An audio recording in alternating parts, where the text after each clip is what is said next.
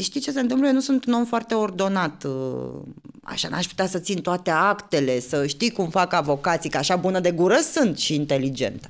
Două lucruri pe care o să le iau cu mine în mormânt, din experiența asta de corespondent de război extern. Ai cheltuit mai mult de 20.000 de euro pe operații estetice? Da. Verbul a mă plictisi nu l-am, că numai proștii cred că au verbul ăsta, adică nu, eu nu mă plictisesc niciodată, nu există a mă plictisi. Noi peste tot pe pământul ăsta râdem la fel, plângem la fel, iubim la fel, suferim la fel.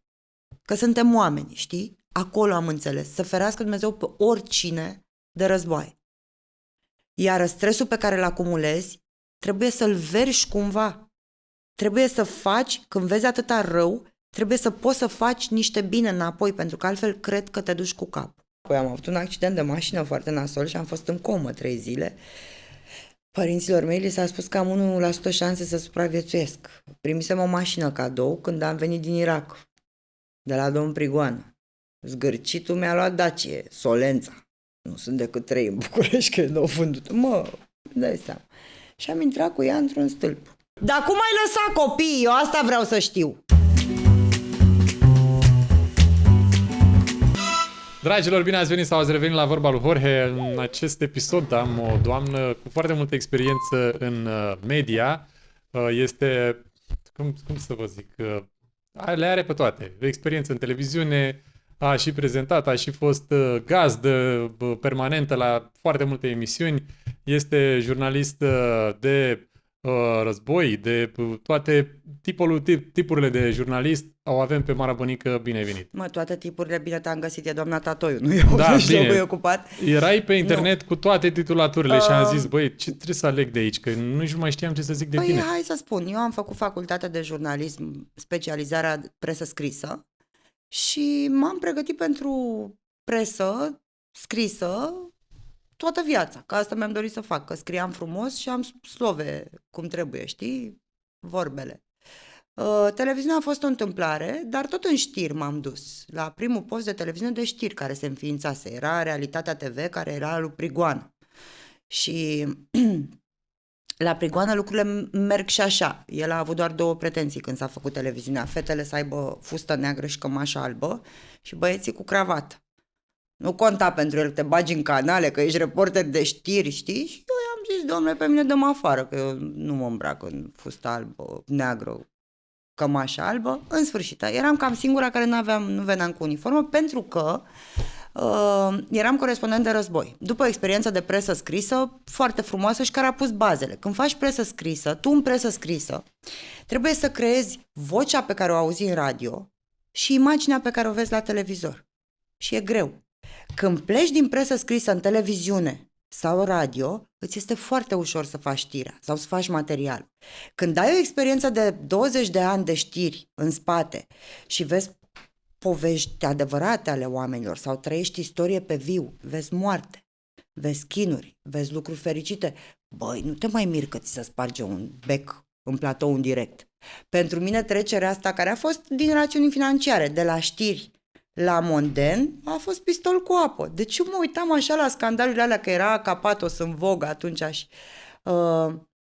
Măi, mă amuzam extraordinar de tare, nu mă sper că mai sărea unul, lua la bătaie, pe fosta nevastă, pe iubită, știi că a fost o perioadă în televiziune când se purtau toate astea. N-aveam, nu tresărea un mușchi de pe față, mereu pregătit răspunsul, pentru că eu veneam din drame adevărate, măi, nu de astea de platou de late show, știi? Să știi că despre asta voiam să vorbim, pentru că... Îmi pare rău că am plecat de la știri.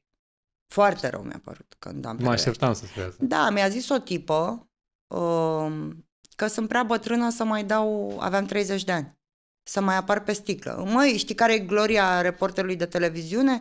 Stand-up-ul ăla de 30 de secunde sau 20 de secunde, în care de 2 ori saluți și mai ai 7 cuvinte pe care le spui. Apari și tu la televizor, te vedeți pe tine, măta, știi?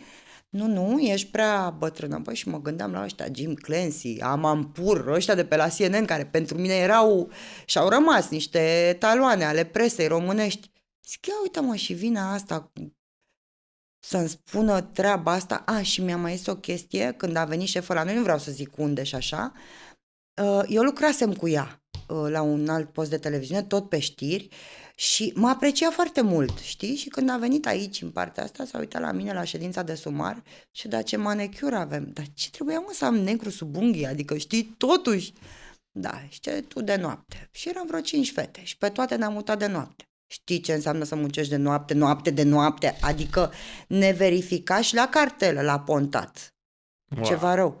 Dacă nu veneai la ora 8 seara și nu stăteai până la 6 dimineața când veneau aia din tura de dimineață, stăia ziua. Ca la fabrică. Cred eu, că avea o frustrare așa. Știi că există și femei din astea care urăsc femeile. Mă rog, a fost o experiență. Și ăla a fost motivul pentru că eu am plecat, n-am mai putut să stau. Eram zăpăcită de creier, muncind noapte de noapte. Mă trezeam, nu știam, e noapte, e zi, speriată, hăituită, știi? Și mi-am dat demisia. Și am zis, bă, poate, deja mă gândeam, zic, dar poate are asta dreptate, poate sunt prea bătrână, poate ar trebui să trec producător sau să trec editor sau... Știi, adică îmi spulberase cu 2 propoziții tot visul la care lucram de copil, de la 18 ani. Impactul pe care l-au alții asupra noastră doar cu așa, autoritate, cu niște, știi? niște cuvinte aruncate așa. În... Și fapte, că nu era, adică n-au fost numai cuvinte. Și mi-am dat demisia. Și simțeam nevoia adică nu mai aveam bani.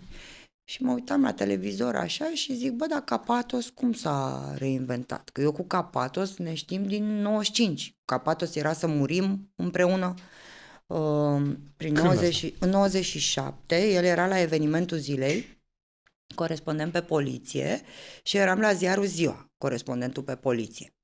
Și ministrul, mi se pare că era Dejeu, căruia noi ziceam Prodigy, că avea chelie și 2 cornițe, așa, știi? Și Ministerul de Interne a ales 4 jurnaliști destoinici, cu scritură bună, să-l însoțească pe domnul Dejeu în localitatea Soveja, într-o călătorie cu elicopterul. Soveja arsese atunci jumătate din localitate și, mă rog, ne-am urcat, am ajuns, noi stăteam în spatele lui Prodigy și ne dădeam coate, eram eu, Capatos, o tipă, mi se pare că de la Argerpress, nu mai știu cine, și încă o tipă de la România Liberă. Pe vremea exista presă, știi, mai era printul, îți cumpărai ziare, era în sfârșit. Și la întoarcere s-a prins o pungă, Nelice. Dar nu ne-a spus nimeni.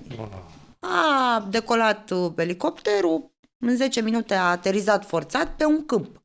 În momentul în care s-a deschis ușa, eu Capatos am luat-o la fugă, bă, și am fugit vreo 500 de metri. Ăla a strigat după noi, înapoi, înapoi. Ne-am întors. Și ne zice domn ministru Dejeu, da, ceva, a fost frică? Și o gură mare, cum zic. Păi, domn ministru, au avut cu generalul Bunoica, cu generalul Puiu, de au explodat ăștia în elicopter. Dar eu am doar 21 de ani, vreau să fac copii, vreau să... nu m-am mai luat în nicio deplasare. Și uitându-mă așa la televizor, că de acolo plecasem, îl văd pe Dan și zic, bă, dar ăsta face altceva, zic, ce reporter era, hai că-l sun. Și zic, bă, Dane, păi hai să încercăm emisia. Și m-am dus la un show păcătos, era și domnul Stoian, care era tot corespondentul de la Ziua, Mircea N. Stoian, pe cultură. Pe vremea aia ziarele aveau de asta de scria critici de teatru, de film. M-am sortat acolo și când am văzut că e o distracție extraordinară, pentru că eu în anii ăia cât am putut să râd acolo, în echipa asta cu Capatos și cu Stoian, mă rog, și cu echipa din spate, și era ca o familie așa, am zis că e foarte mișto. Și când am văzut că faci de 7 ori mai mulți bani decât făceai la știri, am zis că e ce trebuie, știi? Și așa am făcut schimbul. Dar da, profesional am regrete, dar le spun acum de la dintr-o siguranță pe care o am și pe care nu cred că aș fi, financiară vreau să zic, pe care nu cred că aș fi avut-o dacă aș fi rămas la știri. Adică cred că aș fi avut o viață mult mai grea din punct de vedere financiar. E clar treaba. Ai simțit mereu că ăsta a fost drumul tău? Nu, am vrut să mă fac actriță, dar nu m-au lăsat ai mei. Și eu am vrut să dau la teatru și aveau părinții mei foarte mulți prieteni, actori. Și mi-ar fi putut facilita acele meditații, pentru că în anul în care eu am dat la facultate erau 21 de fete la actorie pe loc și erau doar 6 locuri. 6 locuri, 5 erau date pe sistemul meditații, 1 talent. Așa erau vremurile. Și n-au vrut sub nicio formă, pentru că știau de la, uite, de exemplu, nu știu, îți dau Adrian Pintea, locuit în casă cu ai mei o perioadă și știau cât de greu o duc actorii. nu, nu trebuie să facă și au colorat-o așa și până la urmă tata vrea să fac drept. Și nu mai știi ce se întâmplă, eu nu sunt un om foarte ordonat, așa n-aș putea să țin toate actele, să știi cum fac avocații, că așa bună de gură sunt și inteligentă.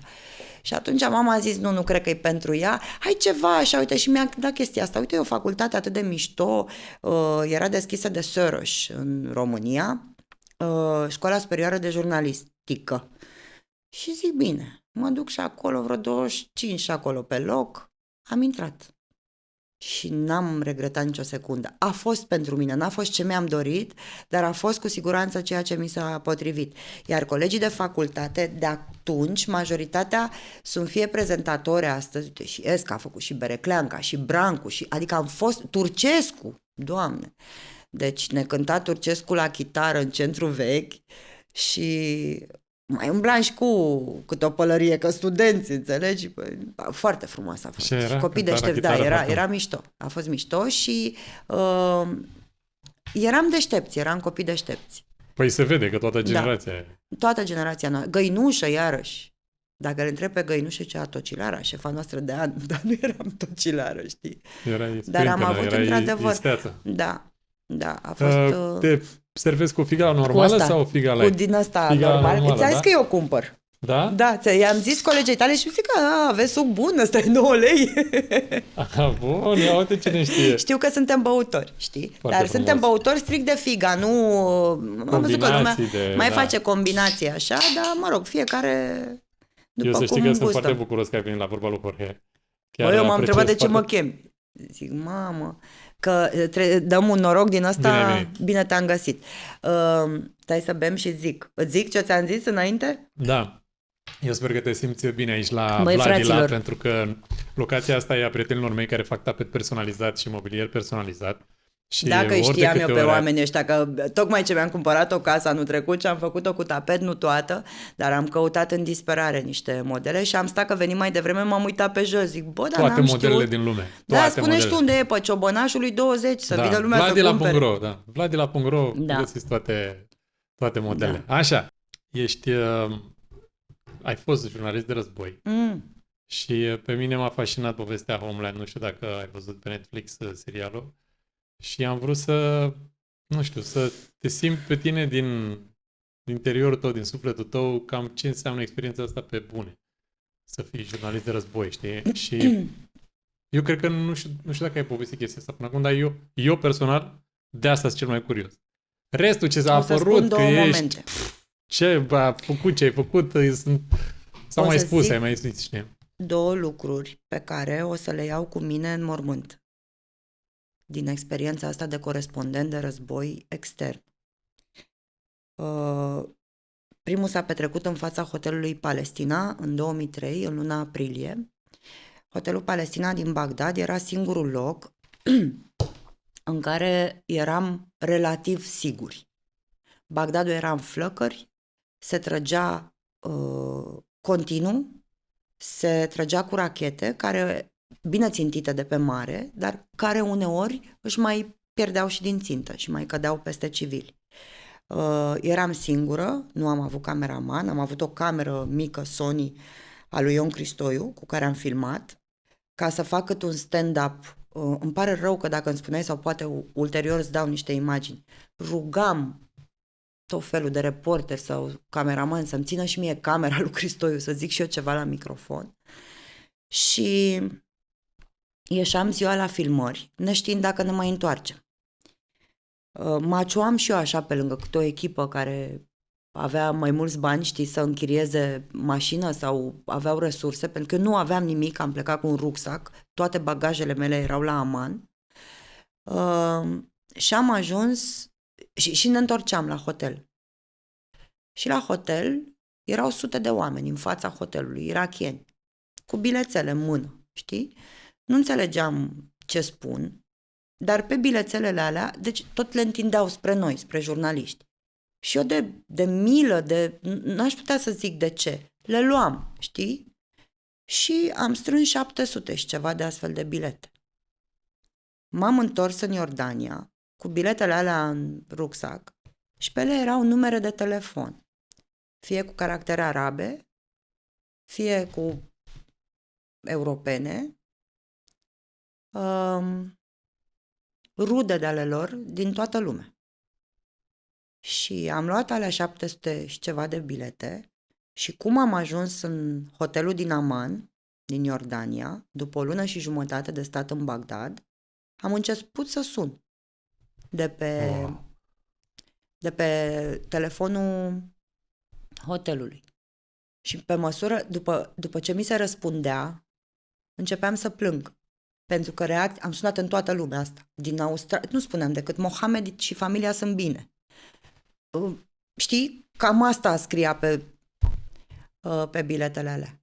Începeam să plâng. Eram atât de bucuroasă că am luat biletele alea și că am reacționat și că am adus bucurie în atâtea familii cu oameni cu care niciodată n-am să mă văd sau n-am să mă întâlnesc.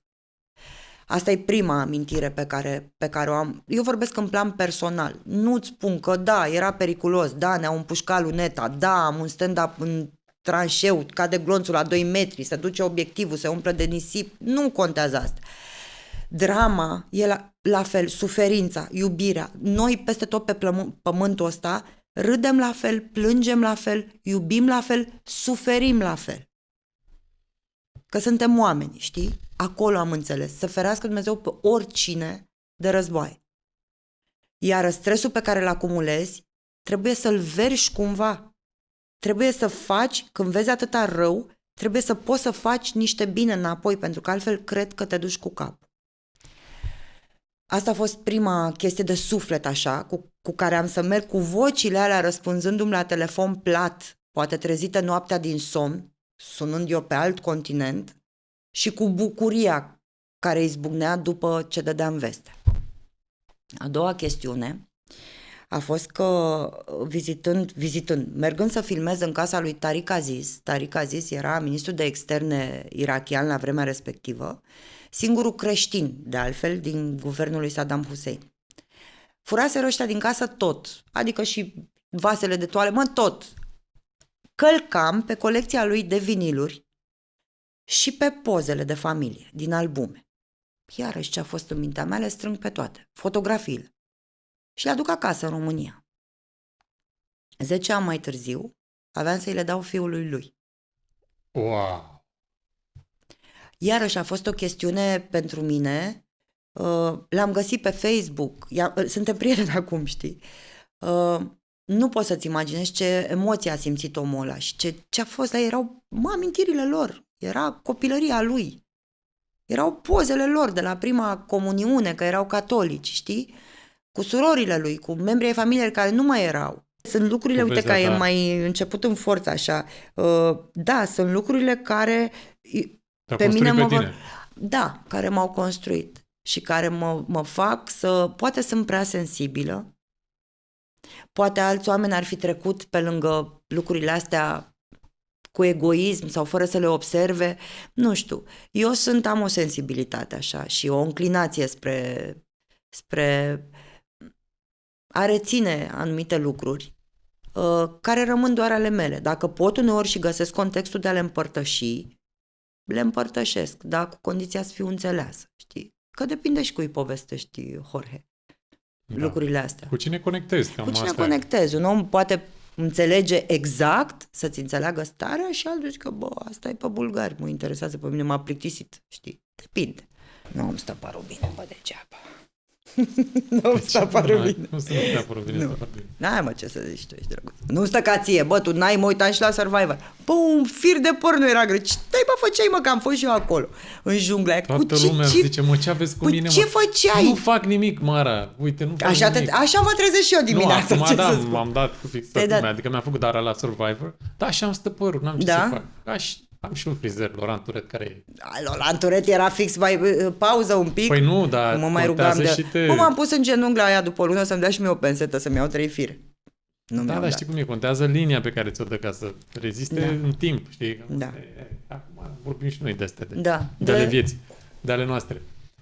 Să știi că nu întâmplător te-am întrebat de perioada respectivă, pentru că eu când mă uitam la tine, îmi dădeam seama că tu ai o maturitate care pe care o observi în comparație cu oamenii care apar la televizor lângă tine. Pentru că atunci când tu erai la televizor, la tine se vedea siguranța. Pentru că, așa cum ai zis tu, nu te surprindea nimic dintr-un show mondan, adică ce poate să fie, știi? Da. Și oarecum, analizând așa cam ce ai făcut tu la viața ta, mi-am dat seama că de acolo vine. Dar am vrut să-mi confirm tu că de obicei maturitatea asta vine în urma unor evenimente din viața care te-au marcat. Bine, nici nu dădeam 2 bani pe situațiile din platourile mondene, că nu le luam cu mine acasă, era un job, asta e.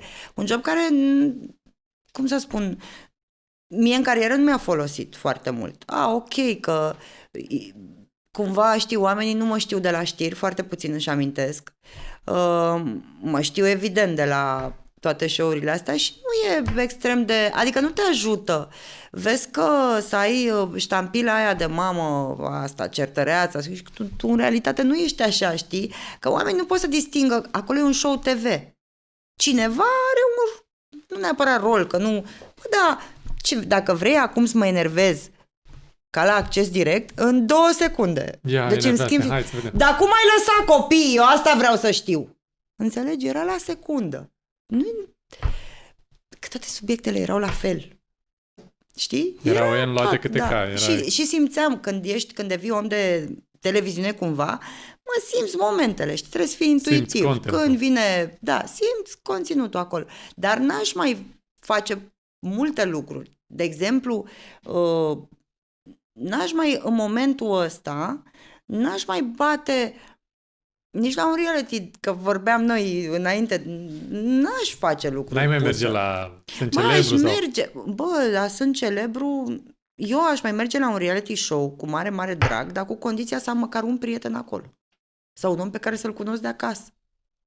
Pentru că pentru mine impactul a fost cumplit. Cât ai stat acolo? Am stat aproape 2 luni, dar a fost cu niște oameni, vorba lui Gianni Chiriță, ceva rău. Ceva foarte rău, deși uite că vorbeam despre faptul că le văzusem pe toate într-o oră jumătate, 2 ore de emisie. Bă, da, să stai cu niște specimene zile și nopți. Păi specimene, cum, dar ce? Am proprietatea personalități diferite.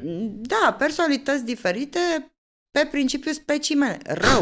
Adică să treci dimineața, n-ai cafea, n-ai pieptă, mă pieptănam cu o furculiță, și să te înjure, ce treci pe lângă aia și te înjură așa și, mă rog, niște situații n-aș mai bate palma așa. Aș bate palma numai dacă aș merge cu un prieten, o prietenă, să știu că măcar am cu cine să râd, știi? Sau cu cine să plângi. Sau cu cine să plâng, dar să am cu cineva, știi? Că dacă mă duceam pe malul râului și plângeam, am avut momente vai, și plângeam zilnic. Să mă descarc, știi, că stresul trebuie scos cumva. Și îți dai seama cum nu le-au dat la televizor. Cam cum ar fi una nebună să duce pe malul unui râu și plânge 2 ore. Ce ar fi zis telespectatorul? Dar nu, n-aș mai face așa. Și tu ai avut viață grea. Am văzut. Auzit și câte s-au zis și câte s-au... Dar ce să-i faci, Mara? Asta e. Nu poți să te lupți cu toată lumea, nu trebuie să te placă toată lumea, nu trebuie să te justifici atunci când nu greșești. Adică nu ai de ce să... Bă, uite... Am ieșit și eu din pepeni. Când a fost ceva nedrept la adresa mea, am urlat, am țipat, a ieșit balaurul. Fratele meu! Deci erai la tine supremul enervării. Deci eu am reținut. Supremul moment al enervării era când îi spuneai lui Jador, fratele meu! Sau prietene. Sau prietene. Zic, bă, e puțin. Da. Aia își băgau, scoteau și omul, fratele meu. Bă, da, foarte bine că ai făcut discuția aia despre machidoni, ca să se lămurească. Doamne, uite, mi-ai adus aminte de asta. Da, așa. Pentru că eu am făcut istorie de plăcere, meditații cu un machidon și știu exact că machidonii sunt, să înțelegem, cei mai pur români, zicea domn profesor Gica Gheorghe, pentru că nu au fost cuceriți niciodată de romani, ei și cei din munții Apuseni. Și mulțumim pentru această lecție de istorie gratuită, măcar dacă căuta lumea pe Google acolo, generația asta TikTok, ce înseamnă machidon și să găsească și să învețe, e un lucru bun. Și da, machidonii pot fi și de origine bulgară și în special greacă. Asta e situația. Mulțumim. Mulțumesc, Mara, pentru... Păi nu, dar așa e. Eu știam. Dar alții n-au știut. Sunt convinsă că, bă, uite, au mai învățat 3 oameni dacă au învățat ce înseamnă minoritatea asta în România, e un lucru mare. Nu știu, ce cred că nu le-a plăcut la mine e că eu nu sunt pupincurist, ca să zic. Eu nu sunt genul care să... Bă, ce bine ai dat Vreau acolo doar Ce că- bine ai dat la finalizare acolo. Băi, bravo, bravo, foarte. Adică eu nu le găseam scuze celorlalți. Băi, oricum nu... Tu meritai să iei punctul, mă, dar a fost o greșeală. Vreau Eu să nu ragi am zis. replica asta, te rog să nu o tai la montaj. Cu ce? Ca să vezi ce înseamnă manipularea unui jurnalist bun. Noi de 5 minute am inversat. Am văzut, știu, l-am lăsat, am lăsat. Am înțeles, am mi se lăsat. pare foarte mișto. Eu l-am lăsat, Da, dar simți de voia să vorbești despre asta. nu neapărat. Ba da, vii cu mare energie de acolo. Nu-mi zice dar că nu, vii super încărcat. Nu, vii nu, de totul data asta n-am Nu? simțit. Nu, de data asta mi s-a părut prea mult. Mi s-a părut că nu știu, era despre altceva decât despre Survivor. Da, de ce? Pentru că avea All Stars în coadă? Sau de ce? Nu, pentru că era disperarea de a rămâne cât mai mult în competiție și disperarea Asta ar fi era trebuit să dispus- rămână tot timpul, să fie de la fiecare Logic, ediție, că nu? de-aia toată lumea Da, a mers acolo, da. nu? Și disperarea asta să te facă la psihic, să cedezi, să te elimine, cu orice preț. Adică nu să zică, bă, fiecare cât e, asta e, cum rămânem. Da. Manipulările au început dinainte să plecăm noi acolo. Adică a fost ceva super. Da, eu știu că am fost la o chestie publicitară la un moment dat, ne-a plătit o companie, nu mai contează, pentru niște postări destul de bine și m-am întâlnit acolo cu o parte din cei care plecau de la Faimoși, evident. Și erau Tonciu, Jador, Elena Marin, băi, eu habar n-aveam că se pleacă la Survivor, știi? Și TJ Miles, și zic, cum, băi, și voi plecați toți? Dar cine mai pleacă? Păi, uite, și ăla, cum, voi plecați toți cu care sunt la masă? Adică, da. Și păreau așa, pe prietenii, știi? Tonciu era unică, cu Tonciu nici nu cred că ai putea să faci vreo înțelegere. Ai fi de-asta. surprinsă. Da, știu Tonciu, cum din punctul meu de vedere, din toți faimoșii cu care am fost acolo, E o fată ok. este singura care are caracter Păi asta și spun, cu ea înainte nu poți să faci și acolo. nicio mizerie de asta, știi? Eu o Nu, cunosc ea bine este pe Tonciu. foarte, foarte Ea e așa directă, cum e. foarte, da. Este știi? cea mai sinceră persoană Da, care da, era acolo. da. Era o femeie mai sinceră decât mine, adică un om mai sincer. Da. Mi se pare că nu are filtru și pur și simplu ce gândește aia spune și nu are nicio... Nu are, mă, știu. Nu da, interesează de asta să zic. te... Da. Da, nu știu, eu Ea a avut soarta chiar... lui Salvo la noi, știi? Că Salvo a venit la Sunt Celebru, a venit azi cu avionul și peste 3 zile a plecat cu avionul și nu știu cine n-ai scos-o. Zice, nu mă, ăsta n-a venit pentru show, lui îi place să meargă cu avionul. Că era drumul lung. avea nevoie să mai Și în intre în alea țară 2 odată, zile în că- care a stat, bă, prietene, dar și mușcat o tarantulă de ochi, a plecat cu ulcior. Adică a fost ceva se rău. întâmplă și pe noi ne-au mușcat, ne-au ciupit. V-au mușcat. Când v-ați mutat am campul. retrăit mirosul ăla, povesteam pe care l-am simțit acolo, ceva rău. Să știi Da. că vreau să-ți pun întrebările lui Jorge. Am 10 întrebări pentru tine Nasoale și vreau sau? să te uiți la camera asta și să răspunzi mă uit la doar tine. cu da sau nu. Nu poți Păi să avem și impui noi un omului montaj, cum. te rog frumos, nu impun. Nu știu dacă se poate. Depinde de întrebări. Fii team player, haide. Sunt team player, dar depinde de întrebări, că nu vreau să fie nimic în dezavantajul meu. Nu are cum să fie ceva în dezavantajul tău, ești jurnalist, ești om de televiziune. Păi tocmai de aia, stai Da. să văd. Nu pot să fac o promisiune de care, știi, e ca și cum mă rog să cumpăr ceva pe nevăzute. Da? Nu e pot să foarte fac nici distractiv. lucrul ăsta. Nu pot, eu sunt omul care trebuie să verific, știi? Trebuie doar să zici da sau nu. Ia să vedem dacă pot. Hai să vedem. Întrebările lui Jorge cu Mara Bănică. Ai primit laude de la persoane de la care nu te așteptai? Da. Crezi în destin? E o discuție complicată. Fac o diferență între soartă și destin. Ok. Vorbim după aia. Mhm. Ai pierdut ceva la care țineai foarte mult? Da. Da, Ultima oară mi-am pierdut vizonul. Acum vreo 2 săptămâni. Pe bune, nu știu unde e. Adică cred că mi l-au luat aia care mi-au adus uscătorul acasă, da, e o teorie. Vorbesc serios și țineam foarte mult la el. Te-a ajutat cineva să intri te-a ajutat cineva să intri în televiziune, adică pe pile? Inteligența mea, nu. Ți s-a interzis vreodată să nu vorbești despre cineva anume la TV? Da. Ai remușcări în perioada de la TV? Nu. Te-ai întoarce ca jurnalist de război? Da. Regrezi vreun scandal mediatic în care ai fost implicată? Eu eram monoside, nu prea eram implicată. Nu.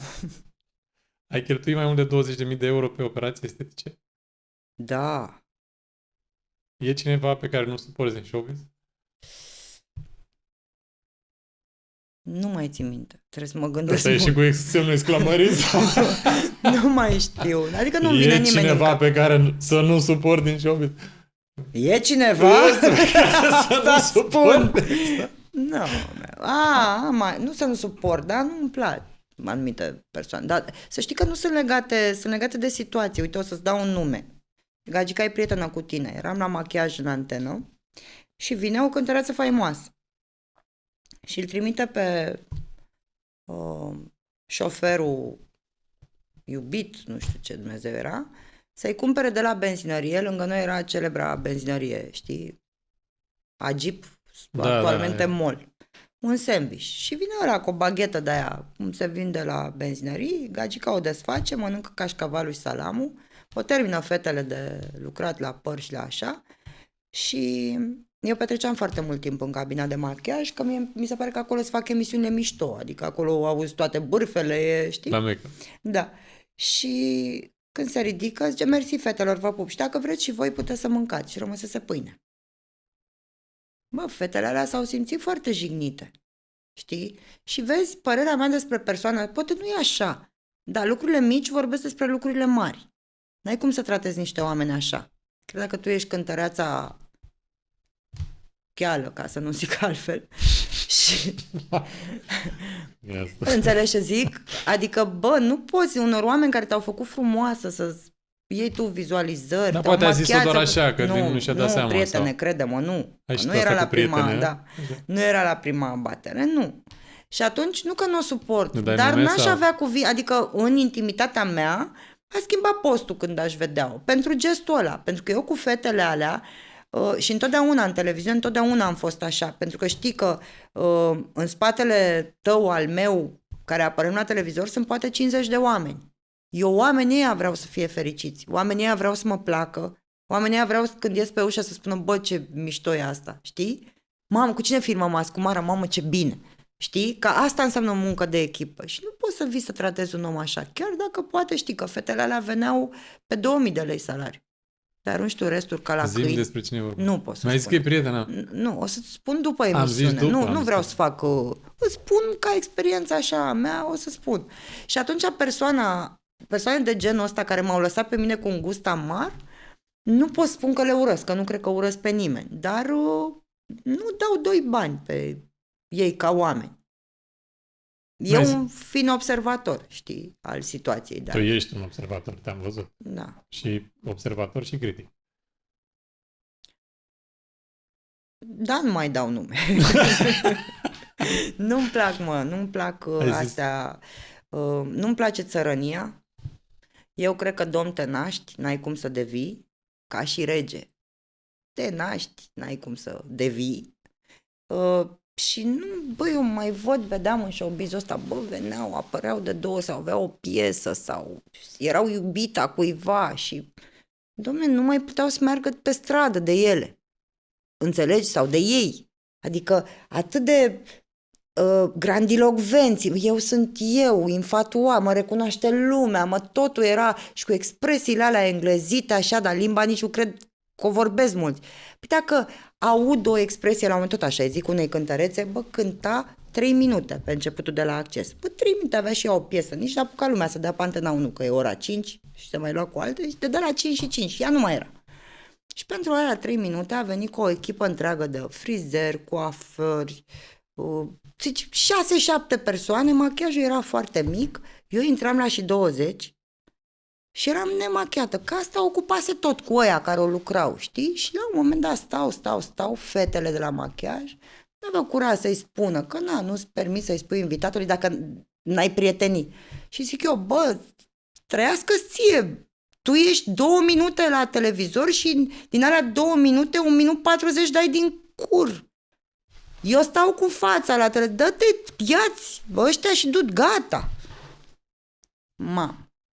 Replică. Hai să mergem, guys. Ignor. Bă, tu înțelegi? Oameni, n-am ce să... Promovăm mult non-valoarea. Mult, mult, mult. Mult. Și o vom face, probabil, până în momentul în care telespectatorul sancționează. Nu se mai uită. E atât de simplu. Mai vezi la televizor ce vedeai acum 10 ani? Nu. Nu, așa e. Până și la show-urile astea nu din lipsă de cast. Că sunt atâția doritori, ar rupe ușa lui Marcel Lapro, s-ar duce și gratis, ar da ei bani. Nu, se face o selecție mult mai atentă și mai fină asupra celor care apar la televizor. Și dau un exemplu, dintr-o mână de 5 oameni, de 5 personaje, da? Uneori nu e niciunul nasol. Că televiziunea merge spre curat. Eu așa sper că se merge către Așa curat. va fi, pentru că generația asta tânără se împarte, cred, în două categorii. Cei cu TikTok-ul și pe care nu e. Că îi auzi, îi vezi în stații, dau pe TikTok-ul ăla care îți vine continuu așa și stau, manea, o înjurătură, știi? Aia e o categorie a generației tinere. Și mai sunt ceilalți, dar care sunt mulți, care apreciază altceva. Adică filme, jocuri, podcasturi. Acolo se duc tine. Asta este. Și să știi că eu cred foarte mult în faptul că elita în rândul tinerilor, procentual, va fi mai mare în generațiile următoare decât era la noi. Cum te gândeai la asta? Atunci toți eram la fel. Acum discrepanțele sunt foarte mari. Noi suntem India din punct de vedere economic. La noi nu există clasă de mijloc. Oamenii care trăiesc în clasă de mijloc au impresia că trăiesc în lux. Poporul român confundă confortul cu luxul. Luxul înseamnă, nu știu, să deschizi ușa de la domeniu și să poți să mănânci o franzelă până ajungi la casă, înțelegi? Aia, să ai golful tău, să te urci, să mergi numai cu avioane private, să ai felia ta adică vorbim filme, nu există. La noi dacă oamenii își permit 7 excursii pe an, sunt în lux, zic ceilalți, știi? Și atunci, născându-se din ce în ce mai mulți tineri foarte săraci, cred că ajung să înțeleagă că numai școala te salvează din sărăcie. Verbul ăsta simplu, a ști, te scoate din sărăcie în primul rând, dar în general din situații limită. Pentru că nu poți să dai în cap la nesfârșit. Știi? Și bombardierii ăștia nu fac spargeri în România că nu prea au pe la cine, știi, tot afară fură.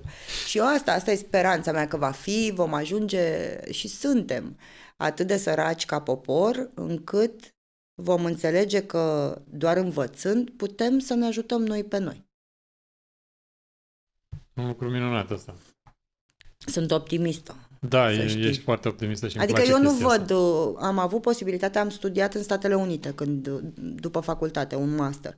Și aveam posibilitatea, am avut o bursă la CNN, am 3 luni în Atlanta, aveam posibilitatea să rămân acolo, să rămân în state, știi? Mai ales că sunt generația aia de crețeilor, făcută din dragoste, eu că singura la părinți, care visam la America, adică nu, America era tot, America era și... Cum? Și ai fost acolo la Prima CNN mea și tu te-ai întors? Păi n-avem ce să faci, că trebuie să stăpânești limba, eu vorbesc engleză foarte bine, trebuie chiar să o vorbești cu nuanțe, în sfârșit. Dar mie mi-era dor de balcanismul ăsta, am stat 2 ani.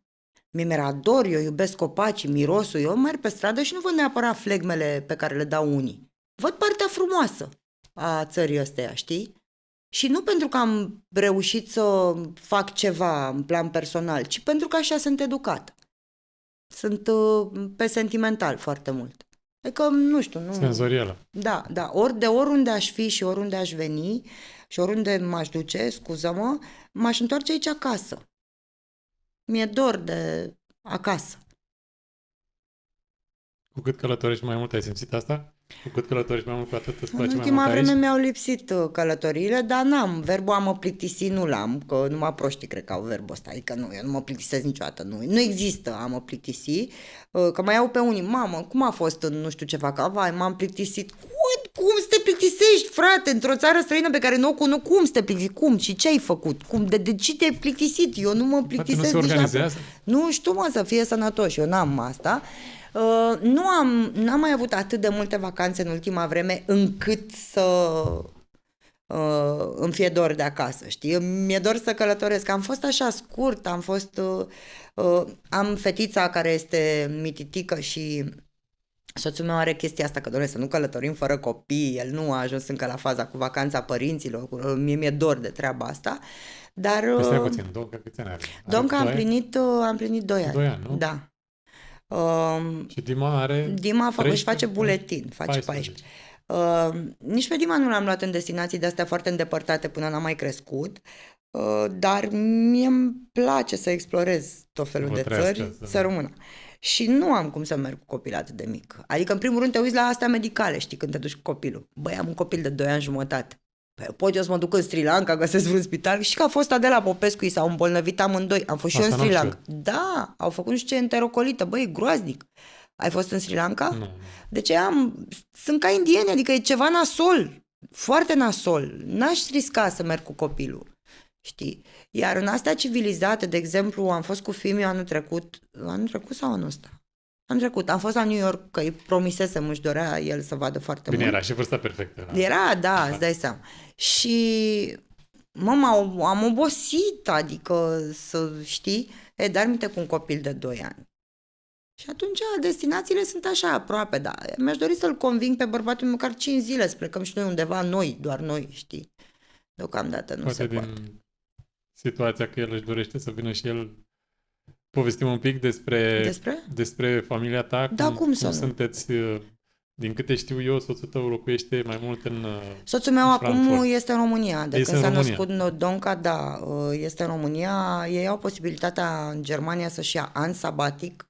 Nu știu dacă știai de treaba asta. În Germania nu știam că se poate. Da, 9 luni, de fapt. Încă nu și-a luat, dar, mă rog, a întrerupt jobul.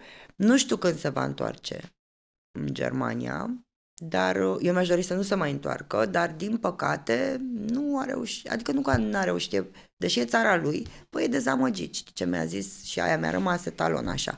Ce bă, din 10 oameni cu care mă întâlnesc în business, 9 îmi cer ceva. În țara mea.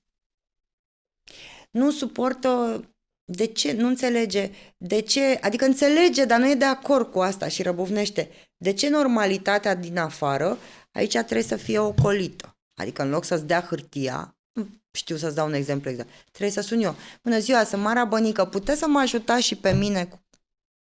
Nu înțelege lucrurile astea și e greu după 30 de ani de Germania sau cred că orice țară civilizată în care ai făcut ceva, că atenție, nu-i de ajuns să le locuiești afară, că așa sunt și muncitori în construcții, sunt care se întorc căpșunari, păi să faci ceva, să ajungi într-o companie nemțească, să treci să faci o facultate acolo, în limba germană, să ajungi în top management, nu se regăsești, dar pe de altă parte acasă pentru el, acum suntem noi. Ce frumos. Știi? Și de aceea nu știu ce-o fi. Eu în Germania ce Dumnezeu să fac. Dar pot să mă plimb, adică nu e atât de departe, știi? Zici că-s 2 ore 40 de zbor, da, mai stai puțin în aeroport, am prins o dată la Tarom, Doamne, eram noi la început, 7 ore. 7 ore întârziere. Da. Și cu tot business-ul vieții, câte cafele să bei și sus, m-am împrietenit cu toate, deci ceva rău, știi? Ziceai mai devreme că nu crezi neapărat în destin, e soartă, e o diferență între... Da, dar eu o să spun o prostie, tot dintr-un romantism și o sensibilitate acum și vă rog să nu mă judecați, cine înțelege ce vreau să spun, ok. Pentru mine destinul este ceva ce putem schimba. Soarta, deși ele sunt sinonime în limba română, soarta pentru mine înseamnă momentul nașterii, când Dumnezeu decide să venim pe lume, și momentul morții. Pe astea nu le putem schimba. Asta e soarta. Și între ele, metaforic vorbind, este acest destin pe care noi îl creăm noi în funcție de cât de mult îl iubim pe Dumnezeu și cât de mult credem în Dumnezeu. Este explicația mea. Interesantă explicația asta. Știi, Este a chiar asta mea mă și după gândeam, ea zic, știi, și eu cred și pe măsură ce uh, trec ani așa, îl iubesc mai mult pe Dumnezeu. Nu mi-e rușine să spun faptul că atunci când am avut prima pierdere majoră în familie, în sensul că mi s-a stins bunica, cea care m-a crescut, aveam 20 de ani, am refulat în biserică și mă duceam spre facultate și mă opream la Biserica Colței, în fiecare marți și în fiecare vineri. Și citea preotul Mehedințu, mi se pare că era, împreună cu un călugăr care făcuse multă închisoare sub comuniști, moliftele Sfântului Vasile. Când mă certam cu Dumnezeu, de ce mi s-a... Și uite, am intrat în biserica aia și am continuat să merg mulți ani. Apoi am rămas cu Dumnezeu în suflet, știi cum e, că te ia viața, că nu mai ai timp, nu vreau să fiu ipocrită. Nu m-am mai dus. Și s-a prăpădit tata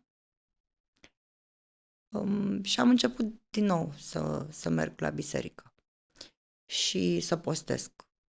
Și am o biserică mititică lângă mine, eu stau undeva în centrul Bucureștiului, unde e un părinte foarte, foarte bun și blând și are 3 copii și l-am chemat, noi am cumpărat acest apartament recent și l-am chemat să-l sfințească și am stat de vorbă și merg marțea, merg vinerea, merg duminica cu cea mică, o împărtășesc, reușesc să stau toată slujba.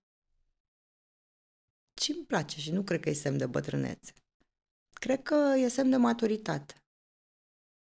când simți că ești din ce în ce mai aproape de Dumnezeu și că Adică ce vrei să spui, că-s pe moarte? că pașii, nu în sensul de ăsta, credință. de Dar știi că poți să zici și invers. Simt ce spui, adică Da, nu că înțeleg da. ce spui, simt. Da. Simt ce spui, pentru că am avut și eu perioadele mele tot așa de rătăcire, tot când m-am pierdut pe tata, de exemplu, și eu atunci nu mai voiam să mai aud de... Am fost în aceeași situație cu Eram bunica. supărat pe Dumnezeu, mă duceam, pentru că tata a murit în biserică și Dumnezeu să-l odihnească și Ce vârstă avea? 50. Vai. Și a fost un șoc pentru mine și eram supărat Dar atunci. cum a murit în biserică? Iartă-mă Atac ce- cerebral. Și a rămas acolo și La de acolo slujbă? Da. A doua zi de Paști. A fost așa, ceva greu. Aveam 23 de ani. Și am rămas și că cu 7 luni înainte murise și bunicul și am rămas fără bărbați în familie. În 7 luni, așa. Pac. Nu. Și n-am înțeles nimic. Mulți ani de zile am fost supărat. Abia la 30 de ani, când am cunoscut-o pe soția mea, Ramona, ea m-a ajutat să mă întorc către Dumnezeu. Până atunci n-am mai vrut să mai aud. Eram atât de supărat că nu mai aveam pe tata și nici bunicul și nu mai aveam un bărbat. Trebuia să fiu eu bărbat, dar eram copil la 23-25. Nu înțelegeam. Și atunci, de-aia, nu că înțeleg ce zici, Mă gândeam, am da, simțit ce și pot zici. să știi? zic eu de durerea mea, că eu l-am avut pe tata cu 20 de ani mai mult. Tata s-a dus la 70. Și ce ai putea tu să-i spui cuiva care și-a pierdut tatăl la 16 ani? Știi? Da, Cred că fiecare ne găsim explicațiile. La orice vârstă se întâmplă, Și- e tot dureros, e la da, fel de dureros, nu contează. Da. Și cred că, de fapt, eu nici nu știu ce să spun unui om acum, când îi moare părintele. Mi se par vorbe goale, știi? A murit recent mama cuiva și n-am știut ce să-i spun. Bine, creștinescul ăla cu Dumnezeu s-o ierte, dar am fost puțin mai practică și am zis, pot să-ți dau niște bani. Ai nevoie, că știu cum e. Pentru că nu știu să compătimesc. Mi se pare că orice a spune în momentele astea ar fi fals, așa, știi? Dar mi se pare că mor în jurul nostru foarte mulți oameni. Mi se pare că și din showbiz au murit foarte mulți. Azi m-am gândit, dar bine, cred că nu e zi la care să mă gândesc. La Marcel Toader. Știi? Pă, cât am râs eu și cu Marcel și cum s-a dus așa. Și uite, a murit și ăsta. A făcut câte emisiuni s-au făcut. Mărculescu. A fost la mormântare acum câteva săptămâni la tatălui Dan Capatos. Și parcă au venit La chefuri, la anunț, la botezuri, mai putem să mergem, ne întâlnim la... Da. Tata avea o vorbă despre moarte, spunea că orice viață e povestea unui eșec pentru că se termină cu o moarte, dar era o ironie când o spunea. Însă spunea tot timpul, toți suntem datori cu o moarte. Și așa e. Asta e, da. Da, nu locuiește nimic pierderea cuiva. Și nici eu nu înțelegeam până n-am pierdut pe cineva. Adică nu poți să ai empatia aia, decât dacă ești în aceea situație. Da, ne vine rândul, din păcate, tuturor. Este o normalitate a vieții. Să-ți pierzi Absolut. părinții e normal. Să nu-și piardă părinții copiii, acolo E mai e greu, e cel mai greu. e cel mai, da. Asta e, cred că singura mea frică, asta e. Cred că a tuturor. Da. Dacă e, adică nu mi-e frică de nimic altceva, asta e singura mea frică reală. În rest, nu am alte frici. Mamă, și mie mi se părea că fiul nu știe să meargă pe stradă, că nu e atent, că e tot timpul cu telefonul, că zic, că lasă în pace, că îl handicapez, adică îl lasă în pace, știi, dar tot din prea multă dragoste și acum e la faza la care îmi spune boss, fiul. Poate e de la cercul de prieteni sau... Păi sigur de la ce, păi Păi, are perioade, nu știi cum sunt 14 copii. ani. Mama, și spuneam aseară, deci aseară am început să plâng. Și am zis, mama, te implor, nu mai spune așa. Zice, dar eu glumesc, boss. Eu sufăr, că eu sunt mămuca ta. Unde când îmi spuneai tu la 7 ani, mămuca mea, știi? A crescut, gata. A crescut, mi-e dor să-l iau în brațe, să-l... Nu mai, vai. Asta vorbeam și eu cu soția. Nu să-i fac poze. Aseară că pe David, la un moment dat, voiam să-l culcăm și era 9 seara și Cât are David? 7 face acum. Mai aveți ceva și frumos. Zic soției, mă, nu mai lasă-l un pic, să fie mă mai bucur de bărbat, lasă-l, nu mai atâta giugiugeală, pupăceală, mă lasă-l, mă, să fie, mă. Crede-mă, peste 4-5 ani nu o să mai vrea să mai vină, lasă-mă să mă bucur acum, Da. că uite cum e cu Ilinca, nu mai stă la nicio La nimic, poză. nu mai stă la nimic. Mie îmi zice să-mi faci poze, să mă pui pe Facebook-ul ăla al tău plin de babe și moși. Și când mi-a zis așa, am zis, Și zic, păi ce vrei tu, lasă-l, Da. nu mai zic nimic. Păi... mama, dar pui și pe Instagram. Tot babe și moși ai la, nu? Ceva. Ai un copil bun. Generația, da. Cum Un sunt, copil bun. cum ești ca mamă? Cum te vezi tu? Băi, nici nu știu să spun că sunt severă cu el, pentru că țin foarte mult la ora de somn. O să râzi, și la 14 ani țin la ora de somn, adică eu cred că mintea se formează, creierul, la un copil, la un individ în creștere, Mai ales adolescenți. mai ales adolescenți. Cred că somnul până la 12 noaptea este foarte important. Copilul meu a dormit la prânz până pe la 10 ani. Încerc să-l culc la 9. Am avut meciuri cu de se confiscă tot din cameră în momentul în care el merge la somn. Și se confiscă așa. 2 PlayStation-uri. Doamne, Telefon. nu pot să cred ce aveți cu confiscat. Eu îi spun așa, fii atent, Dima predă sculele. Și el zice, o să predau. Și apar. Numărăm, laptop, telefon, 2 PlayStation-uri, Nintendo, Oculus, băi, și ce crezi, găsește mereu. Aveam un telefon mai vechi, o generație mai veche decât ăsta. Lăsat undeva în casă. Bă, venea când îi spuneam, Dima predă sculele, cu o nonșalanță, cu da, mami, am lăsat și asta și asta și... A doua zi nu puteam să-l trezesc la 8 dimineața, la 9, era cheaun de somn. Bă, se întâmplă ceva. N-am putut să dorm prea bine, mama, am avut un coșmar. Omul își luase telefonul ăla, intra pe wireless și stătea pe telefon. Până la 3, până la 4 dimineața. Mi-a trebuit un timp să mă prind, știi? Dar da, sunt destul de severă.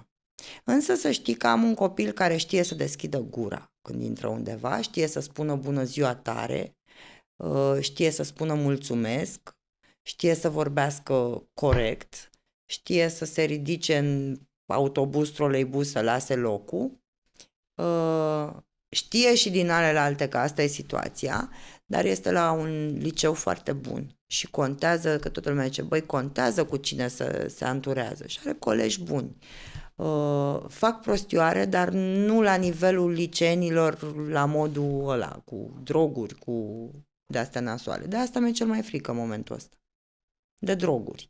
Pentru că sunt prezente în absolut toate școlile din România, că e mediu privat, că e mediu de stat, nu mai contează, întotdeauna există unul care dă gratis în fața școlii unui puști și de acolo distruge, schingiuiește suflete o grămadă. Și vorbeam săptămâna trecută cu actrița Eugenia Șerban, care e într-o situație îngrozitoare cu fiul ei, să cer ordin de restricție împotriva propriului copil. E cumplit.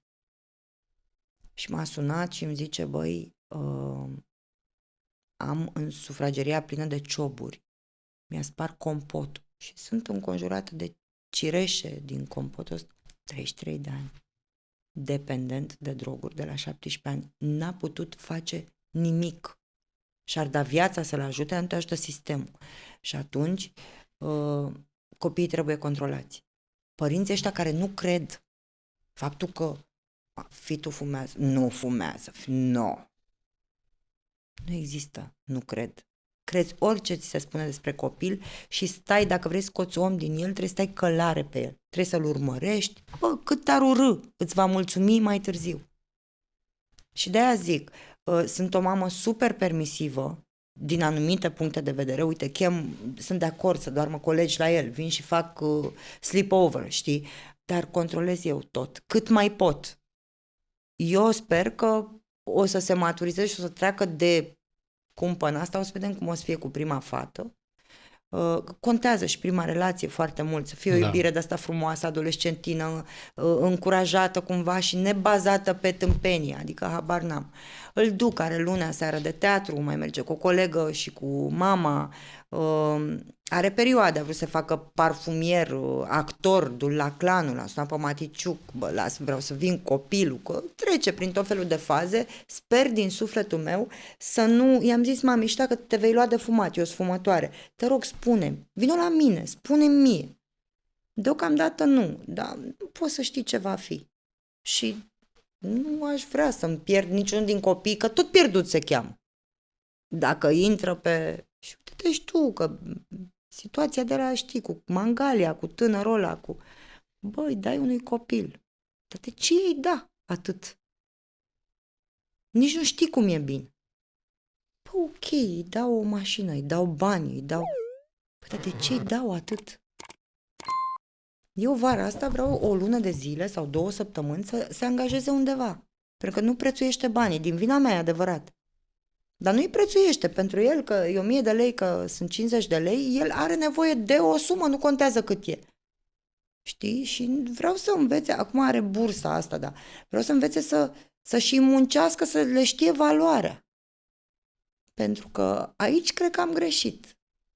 Lipsind de acasă foarte mult, lucrând foarte mult, am zis că suplinesc. Mulți părinți au făcut greșeala asta, că suplinesc prin a-i da. Și nu e chiar așa. Păi ți-ai stricat un tricou că l-ai pătat sau ai ales să dormi cu el și îți plăcea tricoul ăla că era de la Stasi, păi nu-ți mai iau altul. Strângeți bani să-ți iei. Și încerc îți dai seama că îmi vine așa, dar nu, mă abțin. A început să strângă bani, prima nu-i mai dau. Are o pușculiță care nu se desface, pleacă într-o tabără în Anglia acum în vară și, nu strângi bani de cheltuială, nu o să ai prietene. Hai, boss, că-mi dai tu. Nu-ți dau și nu o să-i dau. Știi?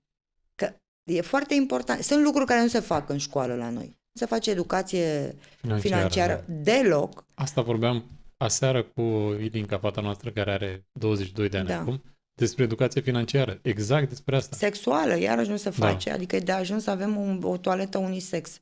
Păi da, explicați de ce e toaleta aia unisex, adică nu să... Explicați-le copilor, băi, explică-i unui copil de 14 ani, mă, ce se întâmplă cu corpul lui. Unui băiat de 14 ani. Că eu dacă mă duc și zic, mami, uite, vine o vreme când tu o să transpiri mai mult și va trebui să te speli mai de pentru că trebuie să te razi la sub braț sau pot să mă... Că zic, mama, oprește-te. Bă, nu putem găsi niște oameni care să vină să facă aceste cursuri cu copiii. Copiii se sfiez de proprii părinți. De ce trebuie să fim așa pudici? Da, facem WC-uri unisex, dar suntem pudici, nu învățăm. sunt multe lacune în sistemul ăsta o să vezi că tot ce înseamnă rezultatul copilului la școală este munca părintelui acasă. O să vezi la David. Sunt meditațiile de acasă, sunt și foarte rar, sunt copiii care sclipesc, că nu mai există nici foarte mulți profesori. Eu am norocul că el a un liceu bun, unde s-au adunat niște profesori buni. Da. Ai spus că ai cheltuit mai mult de 20.000 de euro pe operație estetice. Am cheltuit cam 50 de ani, nu? În timp așa s-au adunat. Păi numai ultima a fost vreo 16.000. Adică, da. Stai puțin, dar Da. cum 16.000? Păi... Băi, eu mi-am plătit întotdeauna. Fii atent. Asta e o remarcă foarte interesantă. Da. Că multe persoane publice nu Ia, plătesc. vrei nu? să sun pe doctor? Ca să nu facem să zică lumea că zic la... La cine te-ai operat? M-a operat doctor Ben, Andrei Balazadeh. Este un plastician cu specializare în chirurgie oromaxilofacială. Stai să vedem dacă ne răspunde. Îl sună fix acum, nu pot să cred. Da. Păi nu. Și le întrebăm dacă ți-ai plătit operațiile sau nu? Da, mă, dar stai să ne răspundă. Asta Nu, mi îi se pare zic tare. eu. Da. Păi tu știi că se mai fac... aproape Ce de suntem... microfon. Stai să vedem că vom fi în consultații. Suntem... Eu... Alo? Alo? Doctore, fii atent că ești în direct la podcast. Da? Ești în direct la podcast. Eu filmez acum. Ok, Cu domnul Jorge. ok. Și vrea să te întrebe ceva. Uite, stai puțin. Bună seara, domnul doctor, bună seara. Bună seara. Vorbeam despre lucrarea frumoasă pe care ați făcut-o și vă felicit. Și vorbeam așa despre persoanele din showbiz care apelează la bartere și la tot felul de soluții ca să nu scoată banii din buzunar. Și Mara a zis o chestie interesantă și a zis, băi, eu mi-am plătit toate intervențiile. Vrei să-l sun pe doctor? Zic, sună dacă tu vrei să suni. Și am sunat să vă întrebăm dacă și-a plătit factura sau nu. Păi ți-o și arăt. Da, plătește facturile întotdeauna. Păi ți și arăt facturile. Nu e nevoie, nu, eu n-am vrut să fac asta, dar tu ai insistat, Păi dar e nu. ok. Păi nu, dar așa e că toată lumea... Doctore, faci pe vreuna pe barter vreodată în viața ta? Nu.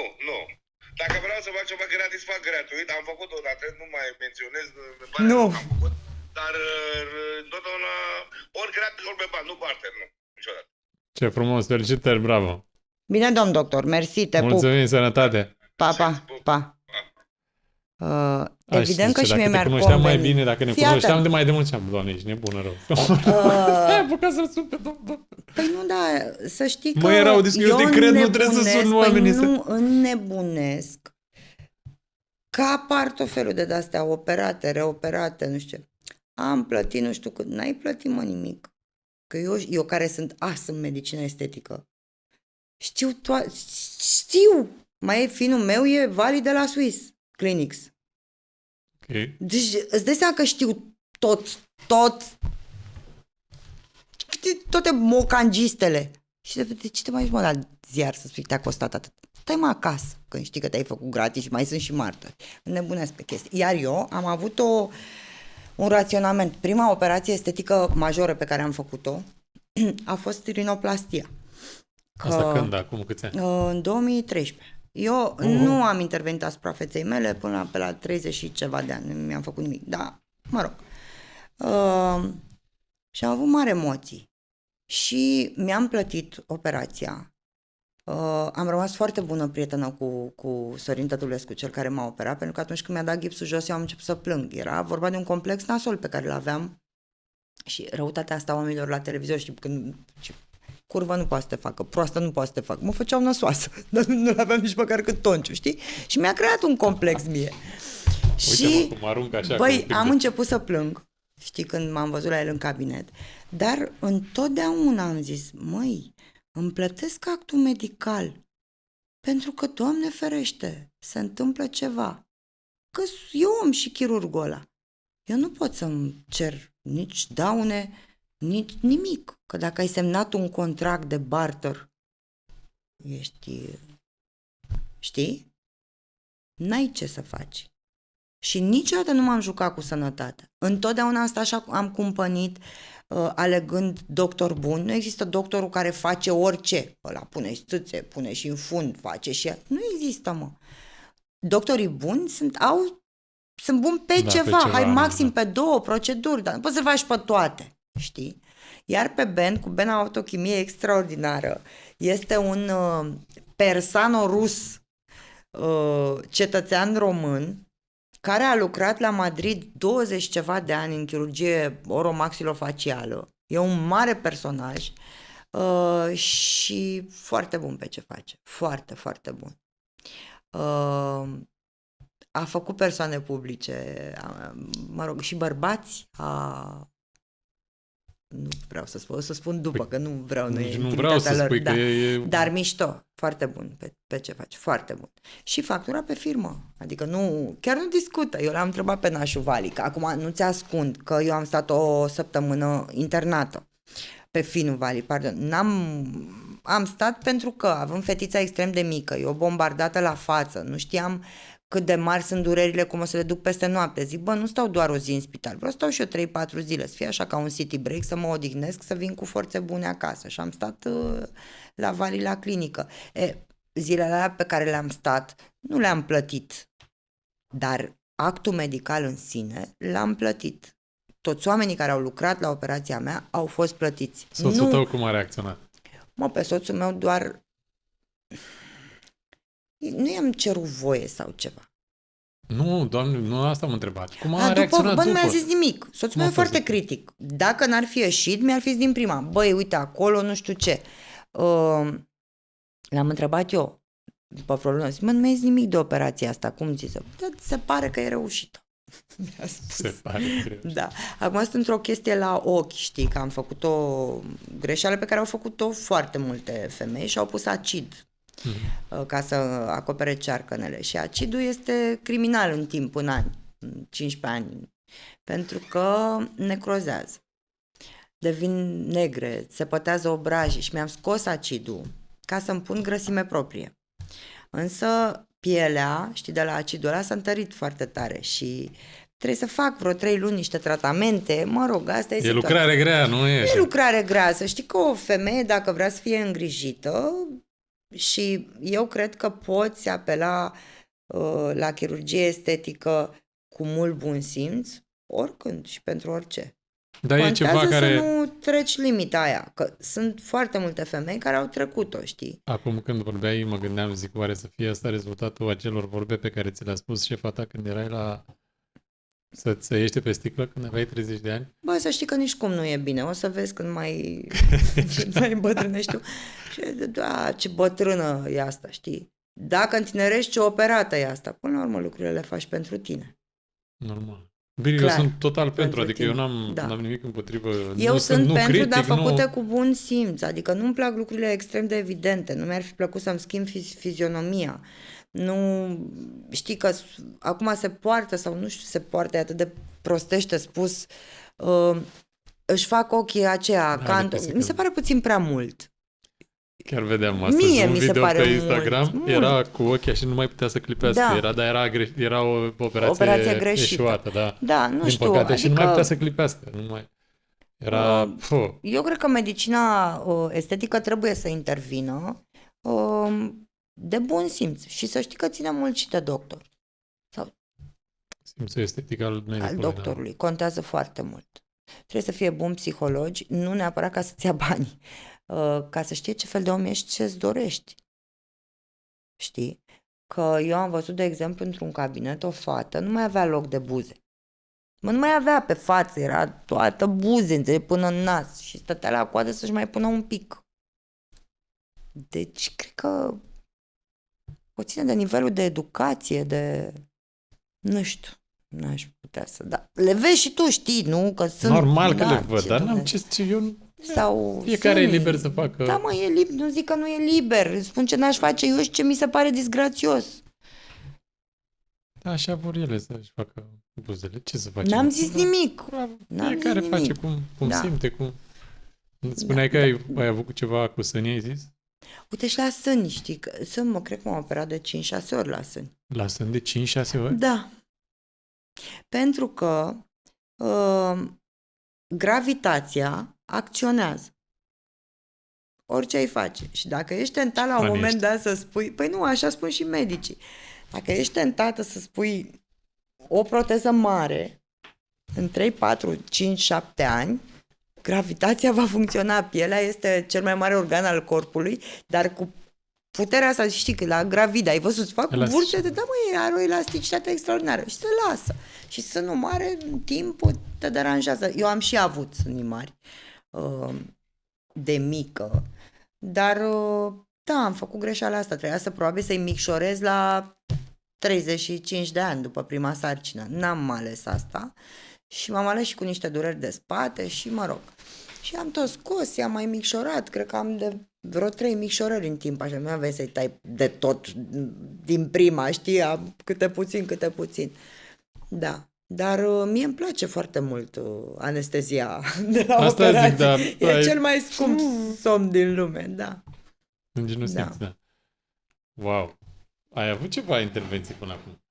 Bine, asta plastice sunt pistol cu apă. Eu am avut un accident de mașină foarte nasol și am fost în comă 3 zile. Părinților mei li s-a spus că am 1% șanse să supraviețuiesc. Primisem o mașină cadou când am venit din Irak, de la domnul Prigoană. Zgârcitul mi-a luat Dacie, Solența. Nu sunt decât 3 în București, că nu au vândut. Mă, dai seama. Și am intrat cu ea într-un stâlp. Și mi-au scos plina, dintr-unul din lobii ficatului mai aveam un sfert, hemoragie internă, toate coastele rupte pe partea stângă, pneumotorax la ambii plămâni, fractură de șol drept, fractură de calcaneu stâng, nasol, foarte nasol. Doamne ferește. Așa că eu cred că perioada aia, nu știu cine m-a întrebat odată, zice, păi da, după ce ai trecut prin toată asta, te mai duci tu de bunăvoie să te operezi? Zic, da, e altceva, acolo am ajuns fără să vreau. Cât timp a durat Dar, din momentul în care ai intrat în spital până când ai ieșit sau până când ai putut să mergi sau să fii? Am ieșit pe semnătură după 12 zile. Mi-amintesc că am stat în Spitalul Floreasca, la etajul 3 pe vremea aia. Aveau niște rezerve cei de la Sanador. Și eu am stat acolo după operație, adică am stat în terapie intensivă și ulterior la Sanador, însă având toate coastele rupte, aveam dificultăți mari cu respirația și acolo se internau apendicite, chestii ușoare de pe chirurgie și am fost un pacient cu probleme. După 12 zile am ieșit pe semnătură și am stat în cărucior mult timp, câteva luni. Îmi spuneau doctorii că nu se mai pot merge drept, că, bine, am dificultăți la mersul pe tocuri, pentru că de acolo și călcâiul lui Ahile. O fractură de calcaneu e cumplită, nu se mai pune la loc niciodată ca așa cum trebuie. Glezna e ușor căzută și mi-e greu să mai am mersul ăla maestos pe care l-aveam înainte, purtând un toc, care înseamnă feminitatea unei domnișoare, doamne, dintr-un punct încolo, știi? Dar mulțumesc Dumnezeu că trăiesc, Bine că ești îi bine, mulțumesc bine lui Cosmin da. că m-a scos, e un om care m-a scos din mașină și nu l-am mai văzut de foarte mult timp. După tata a fost al doilea om pe care l-am văzut când am deschis ochii după comă. Și cât timp ai stat în comă? 3 zile. Da. Și el împreună cu un taximetrist, băi, dar cum e viața? Eu sunt născută pe 21 noiembrie. Și o persoană pe care o cunosc e, nu știu dacă spune ceva, Darius Gheară. E nepotul... Știu, nepotul... Și la un moment dat povestesc eu la Capatos despre accidentul ăsta. Păi și îmi scrie Darius pe... Și zic, dom'le, și mai era un om acolo cu o mașină oprită în față, dar nu știu, mi s-a povestit că eu îmi pierdusem cunoștința. Era Darius Gheară, frate. Și îmi zice, eu, dar născut în aceea zi cu mine.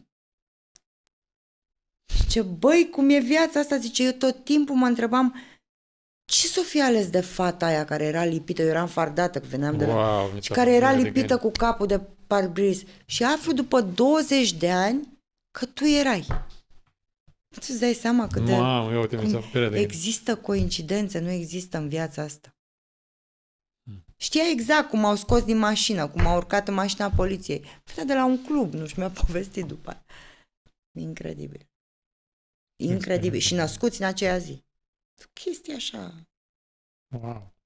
Să fii așa, să trăiești lucrul Da. ăsta mi se pare... Și să ajung eu după 20 de ani la televizor să povestesc de Piața Rosetti, de accident, el să se uite. Da, fix în momentul ăla. Și să zică, băi, e fata aia care era lipită cu, că țin minte că mai erau niște fete cu el două și îmi zisese Cosmin, zice, fetele alea căutau lumânare, că părea că nu respiri, era înfardată perfect și lipită cumva cu capul de parbriz, cu falde, adică credeau că sunt moartă, știi? Doamne. Da. Să știi că am întrebarea de la Figa, să vedem dacă știi răspunsul corect. Și dacă nu știu, tragem dubla. Tragem a doua oară, nu e problemă. Care este noul sortiment lansat de către Figa? Asta light, nu? N-am apucat să zic variantele. Corect, ai răspuns corect din prima. Figa conține 12% suc de fructe, iar ingredientul principal este guarana. Are efect tonic și revigorant, ajută la prevenirea oboselii și menține un nivel ridicat de Și are concentrare fructul fizică. pasiunii, vă spun eu, după gust. Deci Nu conține coloranți și nici conservanți. n-am mâncat fructul pasiunii mai bun decât în Dominicană nicăieri. Dacă n-am fost în vacanță, O nu să-ți acum. o să-ți dau Ai? un număr de telefon, să știi că e genial. De acolo le aduce? De aici, adică Fructul pasiunii? în București, da. Le aduce din Dominicană? Nu Sau cred le că din importă? Dominicană, dar le importă și sunt senzaționale. Mamă, alea de- Deci cât am Papaya, mango, de la mango din ăla care îți plouă în gură când îl muști. Nu știu dacă ești fană papaya sau Îmi plac.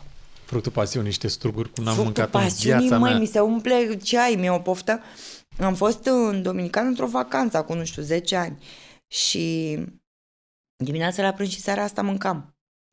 Era all inclusiv, stăteam, era un royal service, ăsta mai fițos, așa, fără copii, fără cu valet, cu telefon, unde Wow. vreți să stați, vreți să stăm în buza oceanului, la ce oră să fie aranjată masa la 9 și ce doriți să avea fructe și nu știu ce. Și după aia mă duceam la all inclusiv aia și curățam tot ce înseamnă fructul pasiunii, deci sunt înnebunită după... Dar ca acolo nu am mâncat nicăieri niciodată. Uite să-l încerci pe ăsta, o să-ți dau contactul să Da, vezi. Sunt prin da. Floreasca, Da? să știi, da. Da. Foarte, Sunt, foarte da. Și în Thailanda sunt fructe bune. Da, ai văzut bani și bani. Bine, mă, și când stai și nemâncat cum mirei. Iarăși ananasul din Dominicană, senzațional, da. Genial, da. Bine, nu se compare experiențele, că voi mâncați, noi nu. Cine? Voi la... Unde mă las? Sunt celebru? Ce mânca? Acum mai mâncați ceva? Ce făceam? Nu mâncați? Du-te, mă, de aici, că eu când vă vedeam luând orezul ăla, eu nu mai mănânc orez. Eu n-am mâncat 10 ani orez după ce am făcut războiul din Bagdad, că am mâncat numai orez o lună jumate, de foame, că nu era nimic. Și pui și puiul nici acum nu mănânc, pentru că în Irak numai pui. Primul lucru am mâncat orez. E o omletă, pentru că la prima probă, mie îmi place omletă, în farfuria mea era omletă cu mațe de oaie, cu rahat în el. Și am mâncat-o pe aia, am câștigat proba, cel mai repede. Totul pleacă din psihic. Da. Nu trebuie să te gândești că înăuntru e căcat la propriu, înțelegi? Că asta era, de ce să... Și primul lucru când am ieșit, vrei să-ți zic, n-am dorit să stau, știi că ne cazau pe toți la un anumit hotel. Și eu am refuzat să mă dau jos din mașină. Mă, când am văzut punga, că îmi dă o perie de dinți, am zis, după ce am stat în jegul ăsta, m-au ciupit toate, sunt vai de... Nu, eu vreau 5 stars, my friend. Hai te rugăm, dă-te jos. Nu mă dau. Aici e o cazare bună. Cum? Bună, cu peria de dinți la pungă și mie nu dați bagajul și nu-mi dați telefon? Băi, am avut-o cât de cu minte am fost eu acolo, în spate am făcut catred. Și zic, eu nu mă dau... Nu vreau. Ghionei la telefon. Dragă, ce s-a întâmplat? Băi, eu vreau la 5 stele. Gata, am ieșit din competiție. Eu nu vreau să stau aici, tot lângă junglă. Eu vreau să intru în oceanul ăla frumos. Noi n-am avut ocean ca voi, am avut râul ăla unde ne-a zis să nu faceți baie, că luați boli. Păi și dacă îmi spuneai că nu luăm boli, oricum nu puteam intra în ăla, adică era ceva rău. Și m-am dus la Hilton. N-au avut ce să facă Hilton cu mine. la Romana. Da, Ăla, Hilton nu? la Romana, pe banii mei. Vai. Băi, deci a fost ceva, m-a dus, nu știu cine m-a dus, unul care avea țigări oricum, că n-am fumat deloc acolo și Păi în loc să mă las, vezi prostia omenă. N-am avut nicio problemă să nu fumez 2 luni de zile. Dar cum a ieșit? Cum am ieșit, i-am fumat pachetul de țigări omului. M-a dus în hotel și eu eram în uniforma de la Sân Celebru și cu rucsacul. Ei îmi rezervaseră pe Booking și m-au lăsat m-au lăsat acolo. Păi când am ajuns eu nu realizam că put. Aveam niște bocaje goși, oamenii erau în vacanță, numai americani, Și eram fai de cap, părul nespălat, privirea hăituită, ciupită de dalea pe peste tot. Și obișnuită, înțelegi, cu Hi, I have a reservation, please. Și a apăsat butonul ăla Și eu n-am realizat că în spatele meu au venit 3 paznici ai hotelului, 3 bodyguards. Și stai seama, am văzut în halul ăla de murdară și mi-a zis, asta e nebună, a scăpat de la nebuni. Până la urmă s-au lămurit oamenii. Stai că eu vin de la I'm a Celebrity, get me out of here.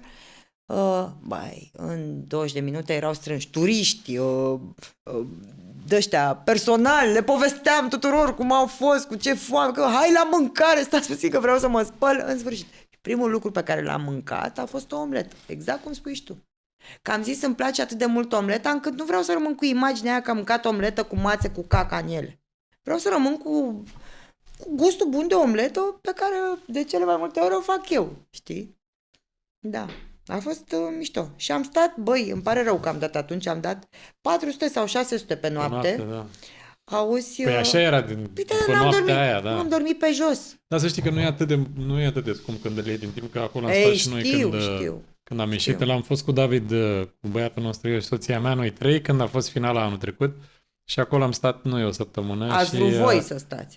Da, păi ne-am dus că, i-am promis lui David că o să îl duc în țara unde a fost Survivor. Știi? Promisiunile pe care le faci copiilor trebuie să le ții. Trebuie să le ții, da. Copiii ne fac promisiuni și nu le țin. Și noi suntem ok cu asta. Da, suntem ok. Atâta vreme cât sunt încă copii, da. Sunt încă în parametri și nu părăsesc incinta, e ok. Să fie Păi și asta cu incinta. Păi nu, incinta însemnând lucrurile de bunul simț și lucrurile care depășesc limita. Nu, pregătesc cu asta, cu o să vină îndrăgosteala și abia aștept. Multă lume ce mamă, ce soacră rea o să fie. Nu, frate, eu o să le plac pe toate, oricum ar fi și oricum ar veni, eu le servesc cu cafea. Să fii soacră, cred că abia aștept să fii soacră. Cred că e a fi într-un fel. Eu sunt mama lui Dima care și-a găsit iubirea. Oricum ar fi iubirea aia. Numai proastă să nu fie. Nu știi ce zic. Ai chestia asta că și de familie bună. Placă, sau... Da, acum știi, fizic nu cred că... Fizic cum vrea ce-și alege, dar adică cred că eu pun preț pe carte, știi? Tot cu asta am început, cu asta o să închei și cu asta. Adică mi-ar plăcea să fie o fată școlită cum cu siguranță va fi și Dima. De aici se rezolvă orice pe mai departe, știi? Când 2 clase sociale diferite se împreunează, rămâne film. În viața de zi cu zi e nasol. Știi? Da, interesant. Asta e o altă discuție, o altă abordare. Aș vrea să nu intrăm în discuția asta, că devine altceva după aia. Da, nu vreau. Eu zic cum o percep eu. Da. Adică My Fair Lady, că la asta Pretty Woman e film. La asta mă refeream. Da, am înțeles. Înțelegi? Adică... Să știi că am o rubrică, se numește La nebine sau la greu. Nu știu dacă știi rubrica asta. Trebuie să alegi din 2 lucruri nasoale. Acum asta facem de amuzament. Da, e normal. O chestie funny, așa... Da. Intră și tu în filmul ăsta, da? Da, mă, cum să nu? Sunt acolo. Ți-ți place, da. Fii atent, la nebine sau la greu? Cu marea bunică. Să te muți din România cu totul sau să nu poți pleca niciodată din România? Să mă mut din România cu totul. Da. Sunt ipocrit. Dar ce mai există și diasporă? Ce? Păi da, nu? Dar dacă mă mut din România cu totul, pot să mai călătoresc, nu? Da. Că... Poți mai călătorești, dar nu aici. Nu aici, ce? Nu știu, nu, dar bine, nu pot să trăiesc. Sunt ceea eu când am fost în comă Mergeam spre ceva. Asta voiam să te Mă întreb atunci, simțeam dar mi-era undeva, rușine să te mergeam, întreb. era atât de bine. Mi-era extraordinar de bine și abia așteptam să ajung la ceva ăla. Și eram o entitate, adică nu eram eu, eram spirit, nu știu, și conversam cu un cetățean care îmi zice, băi, da, mergi prea repede. Da, dar hai să ajungem că uite ce frumos e. Da, dar mori. Zic, mor, asta e, dar uite ce frumos e acolo. Adică dacă asta era moartea, era bine. Da, ai doar 27 de ani. Zic, da, bă, tu știi că eu am fost în America și tanti Paulina de la Mamaie, de la Znagov, n-a ajuns nici până la București. Știi cât am călătorit eu, câte locuri am văzut? Mor, asta e. Și dar nu mai e nimic de făcut? Aș mai face un copil. E tot ce mi-amintesc eu din com. Și vezi tu, bă, dacă aia e moartea așa, e o fi fost, că nu știu dacă e așa, o să văd, dar nu o să mai am cum să povestesc când o fi. Incredibil. Eu am povestit, îi spuneam omului, bă, nu-mi pare că mor, că rău, că am văzut atâtea locuri. Și de atunci eu mi-am promis că voi călători până mi iese pe nas. Pentru că, într-adevăr, cu asta rămâi. Eu cel puțin. Dincolo de faptul că mă îmbogățesc, că râd, că vin cu alt vibe, că, dar nu călătorit ăla, că hai cu 7 pungi, că știi, vorbesc așa de călătorit ăla în adevăratul sens al cuvântului. Am suferit în pandemie extraordinar de mult. Extraordinar de mult, că nu am putut să mă mai plimb. Că am făcut acel exercițiu cu toții de a sta acasă. A fost groaznic.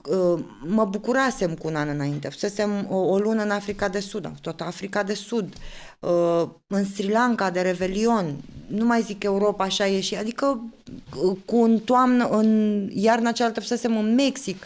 Adică eu de atunci, să știi că am avut perioade în care toți banii pe care i-am câștigat, pe asta îi dădeam. Că îmi plăcea sentimentul și îmi place în continuare să mă plimb. Undeva unde n-ai ajuns până acum. Și N-am ajuns în multe locuri, deși am nu, dar văzut ești multe curioasă. locuri. Unde? Nu mai am. Nu mai am atât de... Adică sunt locuri în... N-am fost peste tot, dar... Nu mai am locuri în care... Păi să vezi când aleg vacanțele cu soțul meu cum e. Acolo am fost, îmi zice. El a fost chiar peste tot. Chiar peste tot. Dar... sunt locuri în care mi-aș face vacanțe, nu de că știi că e diferență între a călătorie așa și asta. Mie îmi place să și lâncezesc. Adică vacanțele trebuie să aibă lâncezeala. Mie îmi place la plajă foarte mult. Să stau, să fac nimic așa, să citesc, să nimic și să vină nenea, să ne aducă cafeaua, să ne mai aducă un cocktail, să fac nimic, să fie patul făcut, perfect întins, așternutul, să mai mănânc și pe terasă, să nu mă deranjez cu 2-3 luni dacă se poate. Și am locuri pe pământ în care vreau să merg, dar știi cum sunt? Nu merg într-o vacanță dacă nu mi iese așa cum vreau eu. Din punct de vedere al cazării, adică nu merg, hai să merg și așa. Trebuie să fie 5 stele. Mă, nu, trebuie, da, de la 5 stele, mă, nu vreau să fiu ipocrită, am ajuns. Am înțeles, nu? Da, dacă nu, și vezi că acum, știi și tu, că mulțești totul cu 1, 2, 3, 4 adulți, că și fiul meu are 13, știi că mai trebuie să iei pe ce astea cu aia mică, adică... Deci luați clar 2 camere. Depinde, uite, am fost de Paște anul trecut, am fost în Egipt și am stat la un hotel, bă, nu, tot lăudat, așa, nu săreai în aer. A fost enorm excursia, că trebuie să iau și bona și ăia n-au la hotelul la camere normale, au apartamente, știi? Adică... Ați prins ore ok la zbor? Că mai țin minte. erau numai noaptea la 3 dimineața. Noaptea la 3 n-am, ceva de genul ăla Nu știu, ne-am nu am întors. aventurat să plec cu David așa, mi se pare prea obositor pentru Doar că am copii. fost la 5 luni, am fost în Antalya cu ea. Bine, în Antalya... Păi și în Egipt nu zbor departe, doar că n-au sistem dar medical contează foarte, Doamne ora. ferește. Uite, anul ăsta ne ducem în Grecia. Mă duc cu Dima am fost și pot să-ți recomand. Am fost, bine, nu mai e copilul atât de mic, dar 7 ani de zile la același hotel în Grecia, pe continent, care avea plajă privată, plaja lui. Adică ieșai din hotel, Ce zonă direct Grecia? pe plajă, în Halkidiki, pe Sitonia. Și acum Deci eu făceam o vacanță cu Dima, 10 zile stăteam cu el la acest hotel, apoi plecau ai mei cu el în alte 2 vacanțe, eu mă duceam și eu în vacanța mea, ca să Cu zic soț. așa. Da. Și acum cu Donca ne întoarcem în timp un pic și vara asta mă reîntorc la acel hotel, dar abia aștept să știi. Și unde nici nu sunt foarte mulți români, sau mă rog, nu erau până în pandemie, pentru că mă rog, românii călătoresc mult în Grecia, dar nu ar alege sistemul ăsta de hotelărie, știi? Pentru că e destul de scump, adică nu e atât de accesibil, știi? Dar este aproape, e de 10 ori mai bine că Bulgaria, că marea ca la greci nu e nicăieri și recomand o chestie de genul ăsta. Adică eu cel puțin asta fac cu copilul mic. Nu-mi place nici all inclusiv la turcesc, adică nu mă dă pe spate, mi se pare foarte cald vara acolo și nu prea ai variante cu copilul. Și poți face cu copil atât de mici, măcar un city break, să vizitezi străini, nu poți face nimic. Vacanța cu copiii mici înseamnă să ai grijă de ei într-un oraș străin. Deci Da. nu prea e vacanță. Bine, într-un hotel all inclusiv unde ai totul la îndemână, e Da, ok. asta nu e all inclusiv, e cu demis. Mă feresc de hotelurile all inclusiv, știi? De ce? Că vine toată lumea. Că e totul, Trebuie să bă, că mănânci. bă, că nu ai văzut farfurii. Băi, nu pot să înțeleg raționamentul ăla. Pentru care, dar cred că e de undeva pleacă din psihică. Am cunoscut într-o vacanță o familie, băi, ea era medic, el lucra și el foarte bine și, bă, dimineața la micul dejun, deci erau 2 persoane și un copil. Masa la care stăteau, deci nu se mai vedea unul pe altul, de la bă, una peste alta, deci amestecau și gusturile. Frate, eu îmi pun, nu știu, o bucată de brânză și o omletă și o jumătate de roșie, ce știu că mănânc dimineața. Și atât. Adică nu las. Că e all inclusiv s-a plătit. Trebuie să rupem. Nu era all La inclusiv. bucătărie. Micul dejun era all inclusiv. Și bine am călătorit și pe nasoleală când eram mai tânără. Țin minte că am făcut un revelion. De asta mi-am dorit mult să văd eu când eram copil, îmi doream să văd pe lângă America. America a fost prima țară pe care am vizitat-o. Aici, De bine. Da. Și după aia mi-am dorit să văd Egiptul, crezând, eu m-am citit, înțelegi, despre faraon, mi-a plăcut istoria mult. Și Grecia. Nu avem unde să știu că toate pietrele sunt la fel, dar pe aia dai 9 euro, pe aia 7 euro, știi, să vezi. Știi? Istoria Greciei rămâne în cărți. Și am luat o excursie din asta cu ghid, care ne ducea de la muzeu, din oraș în oraș, să vedem oracolul de nu știu unde cu români. La primul hotel dimineața, eu zic că nu merg să-mi iau, că e coadă. Eram numai români. Păi când am ajuns în față, nu mai era de mâncare. Eu m-am dus la... Zic, nu mai era nimic. Pentru că oamenii, dacă știau că noi urma să mergem cu autocarul din localitate în localitate, vezi că făceau și sandwich-uri pentru autocar. Și am întrebat pe ospătar, erau nu vremurile mai este, atunci, zice, nu. Da, așa era. 2000, Doamne, 2000. Nu mai este. Era și Țuțu Condurățeanu, săracul cu noi, Dumnezeu să-l ierte. Nu vă mai dăm mâncare. De ce? Pentru că sunteți români. Glumă. Mamă, îmi venea să scopă la prins. Da, Nu ne-ai mai prins. n-am mai prins. La nebine sau la greu? Să te vezi doar o dată pe lună în oglindă sau să nu poți să mai bei nicio gură de alcool? Mă, nu mai beau alcool de la al 2-lea COVID. Da? Da, și îmi pare rău să știi. Că mai plăcea să mai beau o bere, vinul nu, așa, dar știi, chiar vara îmi plăcea, așa, mi-era poftă câteodată. Nu mai suport gustul și să știi că am mai întâlnit oameni. Nu mai suport alcool. Deja sunt 3 ani, nu știu.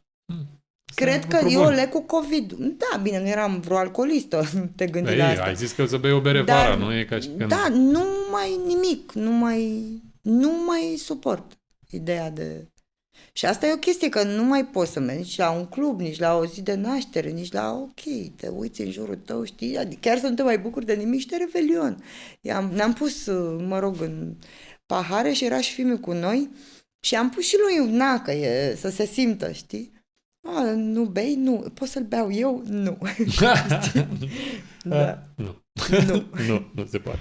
Da, deci nici măcar gura aia de șampanie de anul nou. Interesant.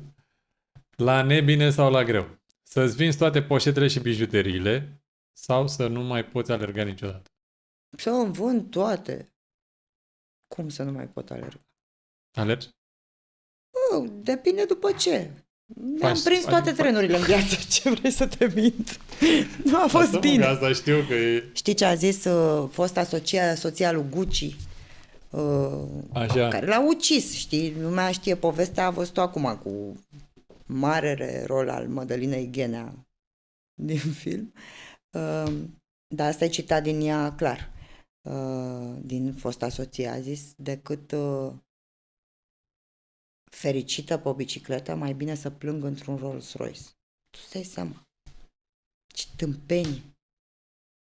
Adică chiar să ne domine materialul în halul ăsta. Știi? Zicea o prietenă, apropo de genți, nu mai cumpăr nimic în afară de o anumită firmă. Pentru că restul nu e vorba de preț. E vorba de faptul că, dom'le, pe asta o ai și peste 20 de ani. Se pare că așa zic, bă, unde am ajuns? Zic, unde am ajuns? Bă, dar știi că... Dar de ce vorbim în șoaptă? Că nu-mi dau seama. Nu știu de ce, că merge cineva pe hol să nu s-o fi trezit. Mă gândesc că am fi trezit pe cineva. Nu, dar dintr-o Nu, dată că mâine așa, dimineață tot aici deschidem. Nu, că Da. ăștia pleacă, noi rămânem aici, dimineața când noi vin, noi tot dimineața aici. vindem, de fapt. Poșetele. Da. Tapetul. Tapetul, Da, și mi se pare așa, sunt atât de puțin importante astea. Dar știi că eu n-am avut, până acum 5-6 ani, cred că mi-am luat prima geantă, primul ceas mișto. Nu am purtat deloc ceas, adică decât să... Și mi l-am luat eu. Nu e satisfacție mai mare.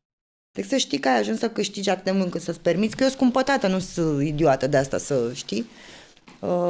Poți să mergi să ai o geantă bună în momentul în care poți să ți-o permiți, mă, că să faci poze.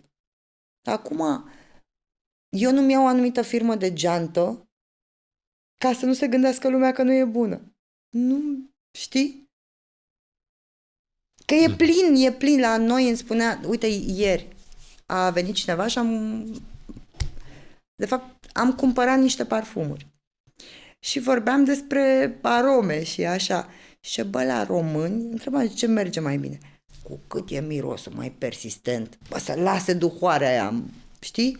Ăla e parfumul bun. Nu există doar să te apropii și să simți izul așa ușor. Să se vadă. Să vadă omul, să vadă omul care. Nu-mi plac lucrurile foarte branduite. Îmi place discreția la chestii. Îmi plac lucrurile bune, am o obsesie pentru pantofi.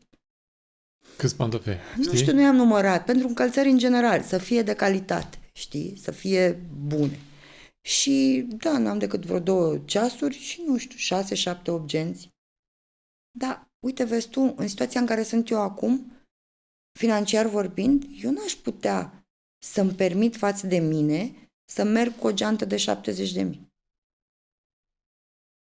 Că n-aș putea o psihic să o justific. Că nu sunt la nivelul la care să pot să mă duc în magazin să-mi iau o geantă de 70.000. Oamenii care nu-și permit niciuna de 5 zic, da, ce-ți trebuie? Că am auzit și astea. Bă, nu-ți trebuie. E foarte adevărat. Dar când poți, intri într-un malaxor de ăsta, știi? Ce mai pot să fac? Hai că să-mi iau de aici, să-mi iau, știi? Da. Nu neapărat că îmi permit, nu știu de ce o facem, că și tu o faci, adică o faci, dar nu m-aș lăsa, adică, cum să spun, știi că sunt unii care dormeau în garsonieră închiriată, dar veneau cu ultima mașină la club, adică nu aș pune carul în fața boilor. Mă gândeam ieri la treaba asta, să știi, eram la volan și mă gândeam tot așa la ideea asta, de câți bani aș fi dispus să dau vreodată pe mașină.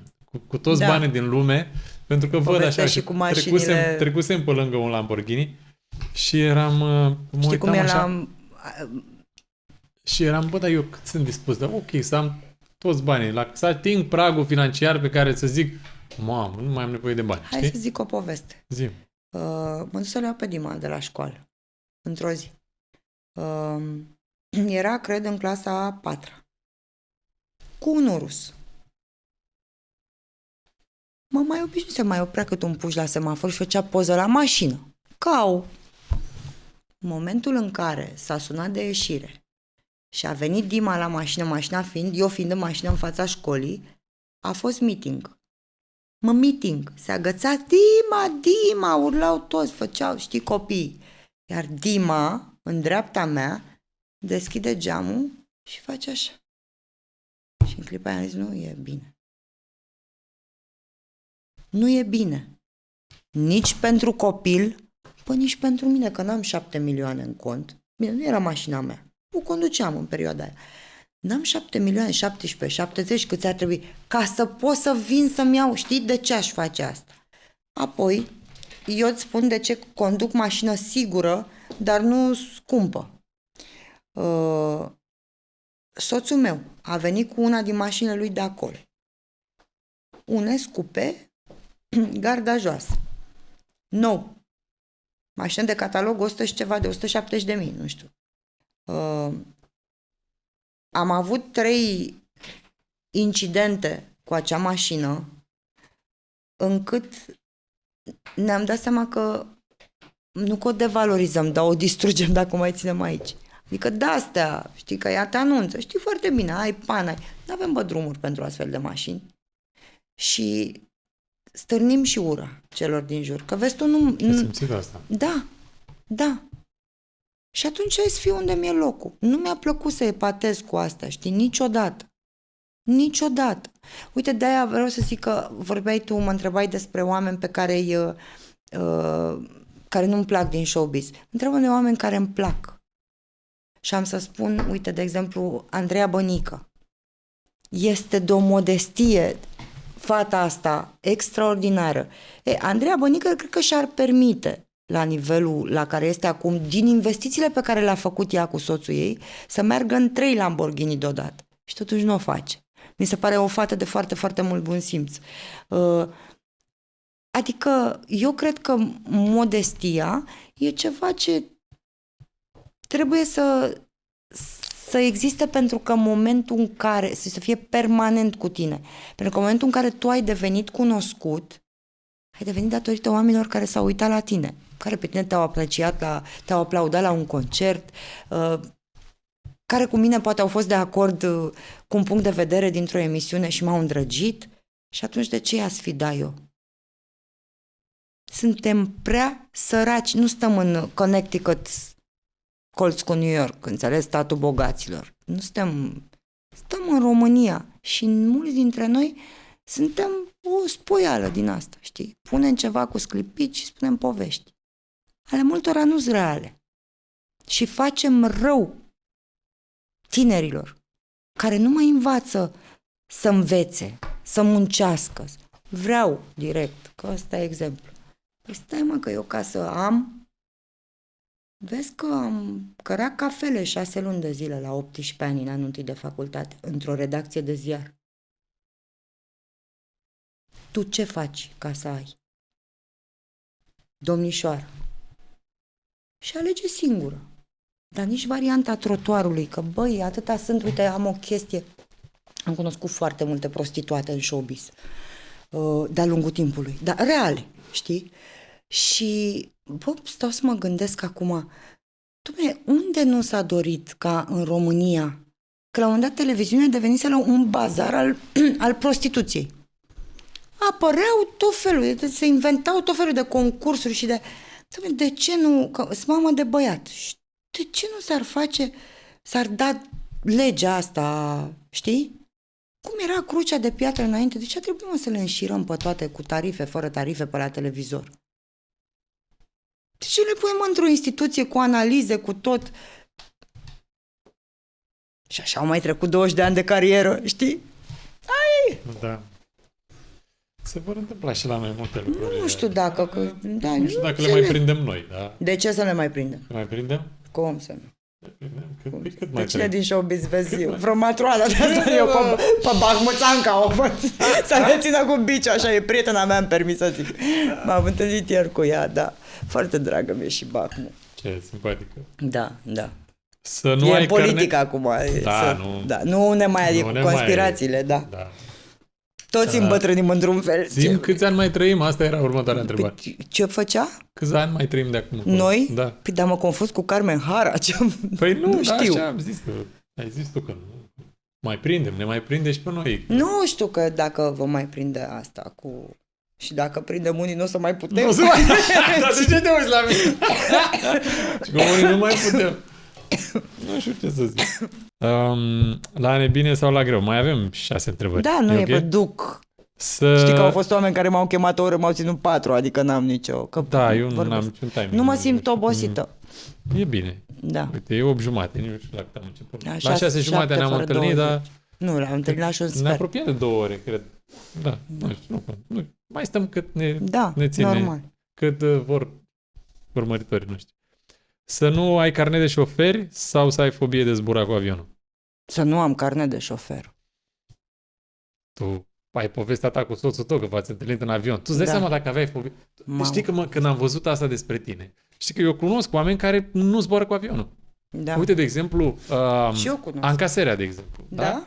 Anca Nu Serea cred. nu zboară cu avionul. Păi cum, am văzut-o în Antalya, cum a luat pastile, ce a făcut, sau și Nu copii. știu, foarte rar. Foarte Mie, rar. Adi, să nu mi-am povestit că mereu ea pleacă cu trenul. Și au anumite vacanțe în care pleacă copii cu trenul. Anumite, dar nu zboară, Da. că n-ai cum. Dar foarte rar zboară. Adică are, Dar ea și are eu o frică cunosc. foarte... Oameni care, chiar apropiați, care nu zboară. Îți dai seama că nu mai cunoșteai pe soțul tău.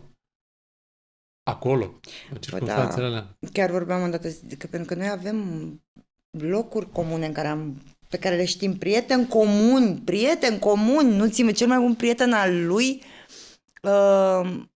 a lucrat cu mine la un moment dat. Adică este incredibil. N-a fost să ne întâlnim, că el a zis, zice, nu, dacă ne întâlneam mai devreme în viață, nu se întâmpla nimic. Așa a fost să fie. Da. Așa s-a întâmplat, știi? Pentru cei care nu știu povestea, Și același umor am să avut. urmărească Că omul putea să podcastul n-aibă- lui Măruță, nu? Da, Unde ai povestit pentru despre alte asta. detalii. Nu. E bun asta, găsiți acolo da. în capitole cum l-a cunoscut Dar pe... Vezi cum îi el- fac reclamă și lui Cătălin. Vezi, prietenul meu, nu pot Și să... al meu, e un băiat extraordinar. Foarte. Eu l-am, bine știam pe Măruță, că am trecut de la soțul meu la Măruță. Mie mi-a fost balsam pentru suflet când l-am pierdut pe tata. Mi-a făcut așa o onoare să merg cu mama să vorbesc despre tata la ProTV. Și toată M-ai viața onorat. mea, viața mea, pentru mine o să fie, știi? Indiferent ce ar spune. Și vreau să zic o chestie, că acum analizând niște situații din trecut, așa, dincolo de concurență, neconcurență, la un moment dat eram pe același interval orar, știi? Și creează niște frustrări de o parte, de cealaltă, depinde care emisiune mergea mai bine. Dar dincolo de asta, poți să știi că eu cred că l-am și judecat înainte pe Măruță de a-l cunoaște. Și cred că și el la fel pe mine. Și cred că asta mi se întâmplă cu foarte multă De obicei lume din facem jur. asta noi. Oamenii, da, zic, mama aia, regina certurilor, cine știe ce. Păi și nu e așa. Dar surpriza e cu atât mai plăcută, știi, când vine ulterior. Dar pentru mine, Cătălin e un om deosebit. Îmi pare rău că trece, e groaznic, că am copii, a trecut prin mizeriile astea, pe că știi, cu filmul, cu ce au putut să Doar că facă. m-am întors acum. Nu da. erai. Băi, ceva îngrozitor, să stai să judeci un copil. Băi, e pe banii lui Tasu filmul, mă, până la urmă. Vedeți-vă de treaba voastră, deci oamenii depășesc niște bariere, știi? E ceva... Te sună, trebuie să mergi. Da, nu trebuie să merg, n-am din astea. Nu, cred că a format greșit. Nu, vorbeai mai devreme că trebuie să mergi la o cină și de-aia... Eu nu știu nimic despre această cină. Păi întreabă ca să nu ți încurc pe programul nu, cu că soțul. nu e, scuze, uite, își cere scuze. E un domn de la care greșeală. am cumpărat ceva mai devreme și... Am înțeles. Da. O geantă. Bă. Nu, un parfum. Ai zis tu că parfum. Da. La nebine sau la greu? Da. Să adormi doar după ora 1 noaptea sau să nu poți să dormi decât singur în pat? Dar pot să stau cu cineva în pat, așa, nu? Nu știu. Sau cu cineva? Până adorm, adică zic. Păi nu, Și că e ori. Sau poți să adormi doar singură în pat sau să nu poți să adormi până la 1 noapte. Să pot să adorm doar, adică să dorm doar singură în pat. Somnul e foarte important și pentru frumusețe. E bine să dormi singură în pat. Dar decât să nu poți să dormi noaptea, să ai insomnii, mai bine să dormi și să dormi singură. Cunosc și oameni și prieteni care au 2 dormitoare. Și noi avem. Aveți la asta, voiam să întreb. Da. Da, avem, dar nu, dormim împreună. În elevul Dima dintre a șaptea este un cuplu de îndrăgostiți, el pictor, ea, nu mai știu ce era, actriță ceva, și se întâlnesc cu personajul principal, cu Grig, când sărbătoreau 25 de ani de căsătorie, știi? Și o petrecere extraordinară în Bucureștiul anilor aceia interbelici și la un moment dat se sparge petrecerea și fiecare pleacă acasă la el. Păi cum, nu stați împreună? Nu. Doar în weekenduri. Așa ne-am menținut flacăra iubirii vie după 25 de ani. Mi-a rămas asta în cap. Și trebuie să vorba ta că ai mirosit bășinile tuturor pe la... Mai stăm și separat așa, știi? Dar, da, și noi avem același lucru când ne-am căsătorit, eu și Și- soția mea. Mhm. Ne-am căsătorit și abia după 6 luni ne-am mutat împreună. A fost fascinant să mă Mhm. duc, să o iau, să mergem în Da, oraș, da, să mergem da. la cină, să Da. mergem la un film, să o las acasă în fața Da. blocului și eu să mă duc la mine. Să respecti căsătoriți, libertatea era celuilalt genial. este atât de important, atât de Dar important. cum e asta cu dormitul? Sau eu nu pot să dorm fără soția mea. Da, nu știu, acum eu am copil foarte mic și Așa. sunt de 2 ani, sunt pe foc automat Și atunci mai bine... și nu știu să spun. Adică nu mai pun problema asta, știi? Am avut perioade în care adormeam oriunde, oricare dintre noi. Că e greu cu copil mic, știi? Știu. Deci, Mă vorbim aștept. despre 5 ani să mai crească și asta mică un pic. Da, o să treacă și perioada asta, na. Cel mai mult mi-ar lipsi, adică nu dormitul, vorbitul cu soțul meu. Vorbești mult cu el. Mult și râdem foarte mult. Râdem foarte mult. Adică avem oricum o comunicare care e din priviri. Adică eu știu ce gândește, știe ce gândește, aceleași glume, aceleași reacții, aceleași, știi? E foarte, foarte bine și cred că asta ne-a și unit. Am pierdut o vreme, în perioada de după ce am născut eu, pentru că n-am fost foarte bine, a venit și moartea tatei exact în perioada aceea de... Și am făcut o depresie din asta postpartum în care m-am luptat. Și vreau să zic o chestie, nu o spun de răsfăț. Nu realizezi că ți-a Dumnezeu mințile. Nu-ți dai seama. Nu îți dai seama. Ai impresia că tu ești normal și că lumea din jurul tău se schimbă. Și cum ți-ai dat seama? Ți-a spus cineva? Păi îmi tot spuneau, pentru că cel puțin acasă n-am avut niște reacții foarte bune. Deloc. Și mi-a fost foarte greu să realizez, pentru că lupta trebuie să o duci tu, în primul rând, și Să să-ți cauți tu. conștientizezi, Da, e foarte păcătoasă și nu e un lucru pe care mi l-am dorit. Este ca o boală, e ca și cum te ia, nu știu, durerea de cap sau faci sinuzită. Nu ai cum controla. Dar este îngrozitor pentru că nu ești ancorat în realitatea aia. La mine a fost o perioadă grea, pentru că și fetița a venit în urma unor tratamente grele, care m-au măcinat și ca sănătate și ca tot. După care am născut, după care s-a prăpădit tata. Tata era universul meu. Eu nu am frați, ai mei n-au frați. La vii, la liturghie de sânge, e mama și copii. Atât.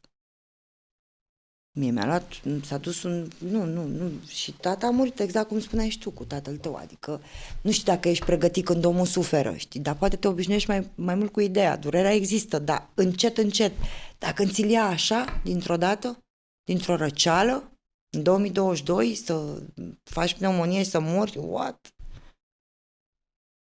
Un om care n-avea un fir de păr alb, era stenic, era sportiv. Nu, trăit. Ei, și toate astea, știi, m-au îmbolnăvit, că e o boală. Și să știi că vindecată complet sunt, cred că, de câteva luni. A durat foarte mult. A Ai durat făcut foarte terapie, ai mult. făcut... Am făcut tot ce a fost necesar pentru a-mi reveni, dar numai în momentul în care am conștientizat că am problema asta. Știi cum e depresia? Ca un șuț bun, ca un hoț de buzunare care ți-a luat portofelul cu astea 2 degete în tramvai și n-ai știut ce te-a pălit.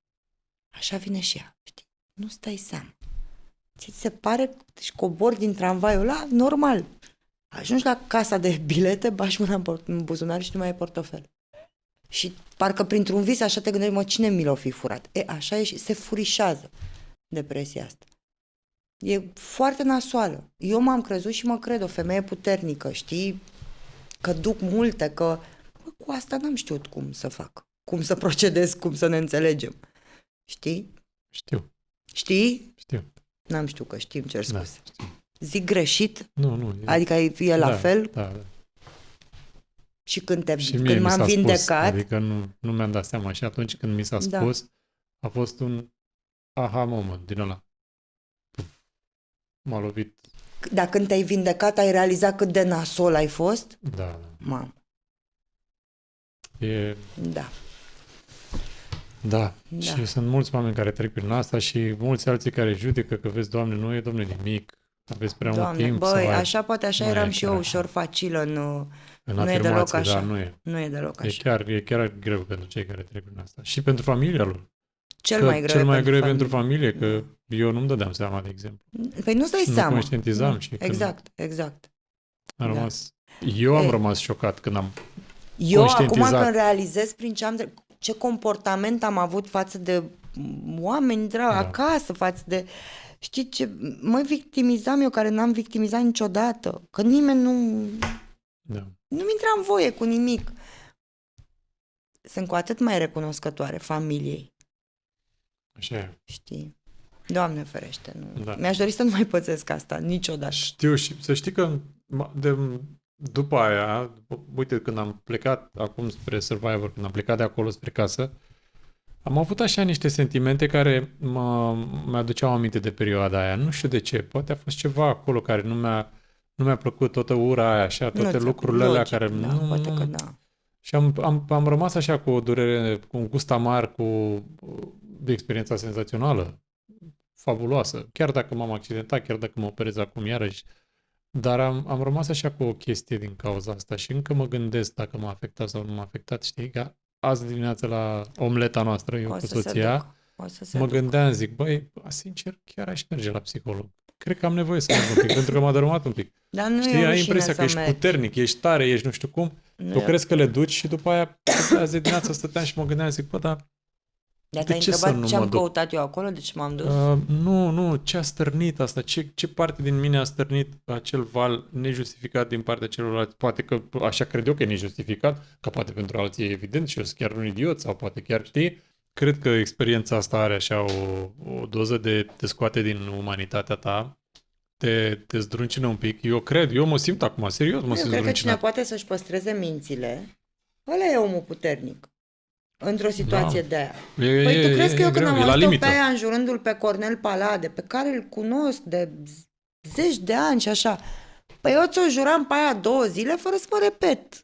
Dar m-am abținut. Mulți Cred mi-au zis că e că, mamă, despre tu ai cât fost poți prea să te elegant. abții. Da. Puteai eu alții îl înjurau, îl dădeau și direct. Nu, e genul meu, nu-mi place mie violența. La nebine sau la greu. Să nu poți râde la niciun banc sau să sughiți mereu când ești în direct la TV. A, să nu porul de la niciun banc. De ce nu mă așteptam? Păi Tu ai de zis cât- că râzi cu soțul tău, că... Păi la niciun banc. Eu nu râd de bancuri, eu râd de Așa, alte la lucruri. situație, Nu, da. dar nu e nasol cu sughitul ăsta. Nu.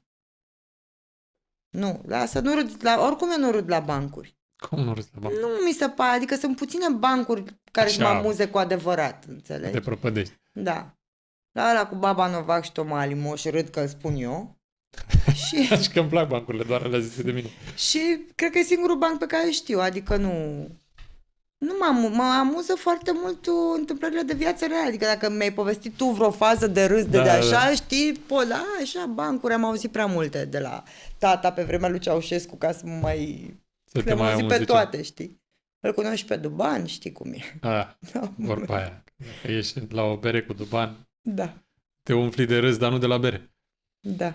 Să te prindă copiii că mănânci dulciuri pe ascuns sau să porți perucă în fiecare zi?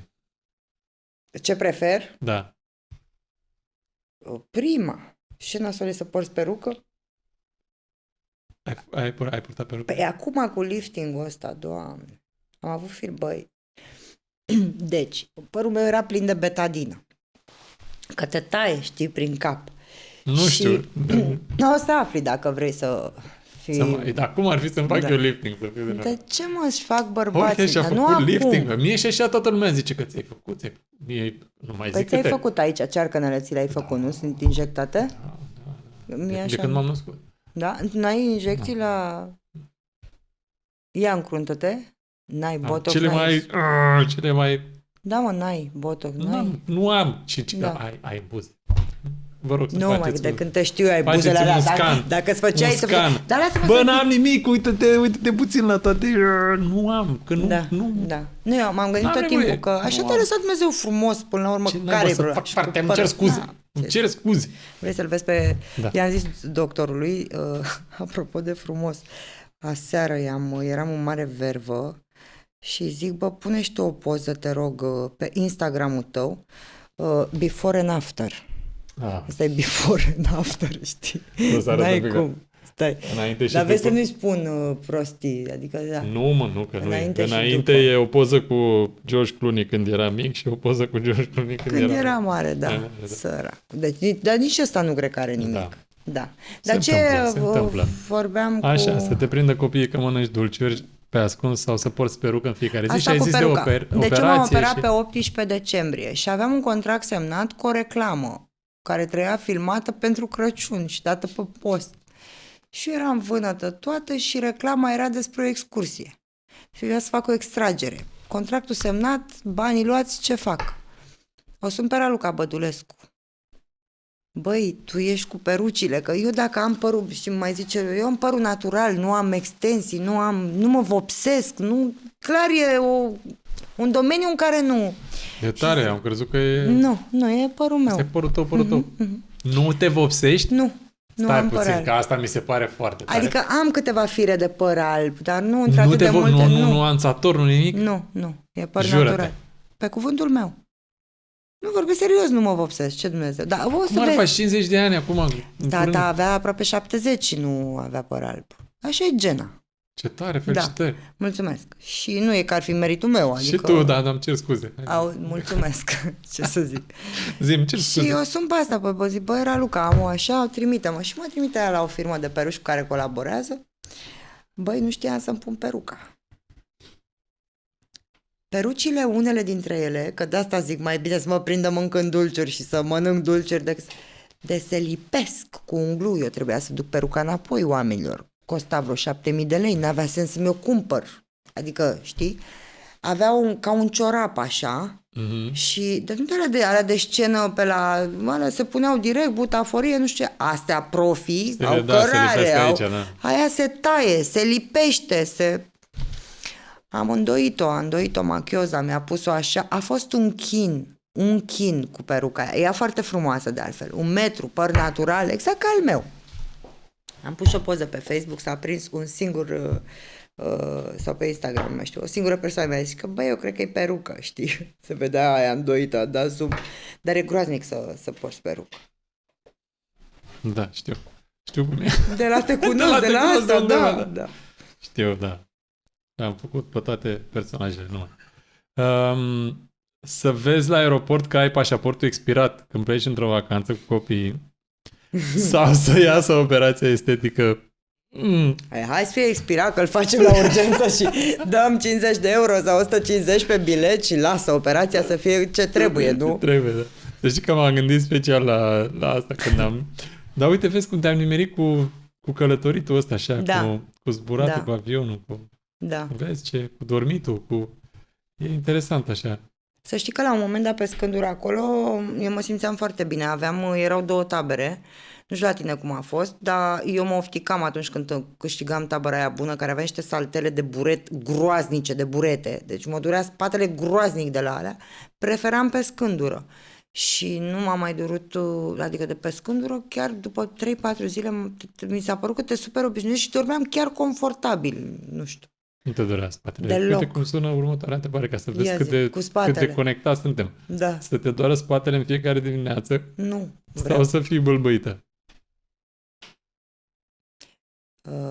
Mai având în vedere că George al VI-lea a Era fost bâlbâit, bâlbâit da. și soția l-a ajutat să nu mai fie și regele Mihai, cred că mi-aș proteja spatele. Ce vreau să Ce spun? vrei? Da. Mai îndreptăm.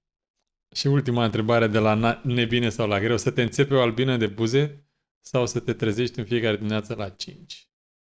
Mă trezesc la 6, deci n-ar fi diferență. Iar albine, să știi, când eram copil, mă punea mamaie să îmi pun albine pe mine să mă înțepe, ca să nu fac reumatism. Ce să era, mă. Da. În Asta e copilărie la băbească? Snagov. Băbească, da.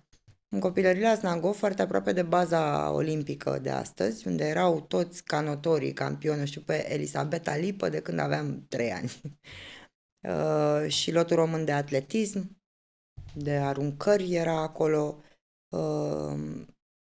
Canotorii m-au învățat să not În lacul Snagov. la Cuznagov. Și Acolo e copilărit tu, practic. da, Și locuiai cu bunicii în casa... da, locuiam la Snagov, adică locuiam la Snagov. Acolo, știi, părinții erau acasă, mergeau la serviciu și eu am stat la bunici. Veneau un weekend, că Snagov era aproape, ceilalți bunici, părinții mamei, bunica mea, deci mama mamei, era director de unitate de învățământ, era în activitate, bunicul ofițer, nu prea aveam cu cine rămâne și stăteam bunicii cu din partea bunicii tatălui? din partea tatălui care erau de la Snagov. Și Îmi permis să te întreb părinții tăi cu ce se ocupau? Când erai tata a tu? lucrat în cercetare și mama a lucrat până în 89 în comerț exterior și a ieșit la pensie de la Parlamentul României. Când tu erai mică, câți ani aveai când ai ieșit la pensie, mama? Păi Că mama se are ieșea acum 69 da, de și ani, de- mama ieșit acum 4 ani la pensie. Da, acum 4 ani. Am crezut că ai zis tu că lucra și am crezut că atunci... Tata nu mai este. Știu că nu mai este, dar... Iar mama a lucrat De până în atunci până 89 acum. în comerț exterior, după care s-a mutat la Parlamentul României, de unde a ieșit la Ai ieșit pensie. la pensie, da. Am Da, crezut că ai ieșit da. atunci la pensie, Nu, după aia. nu. A lucrat până la 65 de ani. Deci asta era, trebuia să stau cu cineva și mi-a făcut foarte bine Znagovul ăla, din foarte multe puncte de vedere, pentru că e incredibil, totuși e la 40 de kilometri de... Oamenii îl percep acum, știi că e... Da, e. Vai, nu e, bă, numai reședință, e și... Măi, la 40 de kilometri de București, mi-amintesc perfect, am făcut grădinița acolo și colegele mele de la grădiniță erau de acolo, din sat.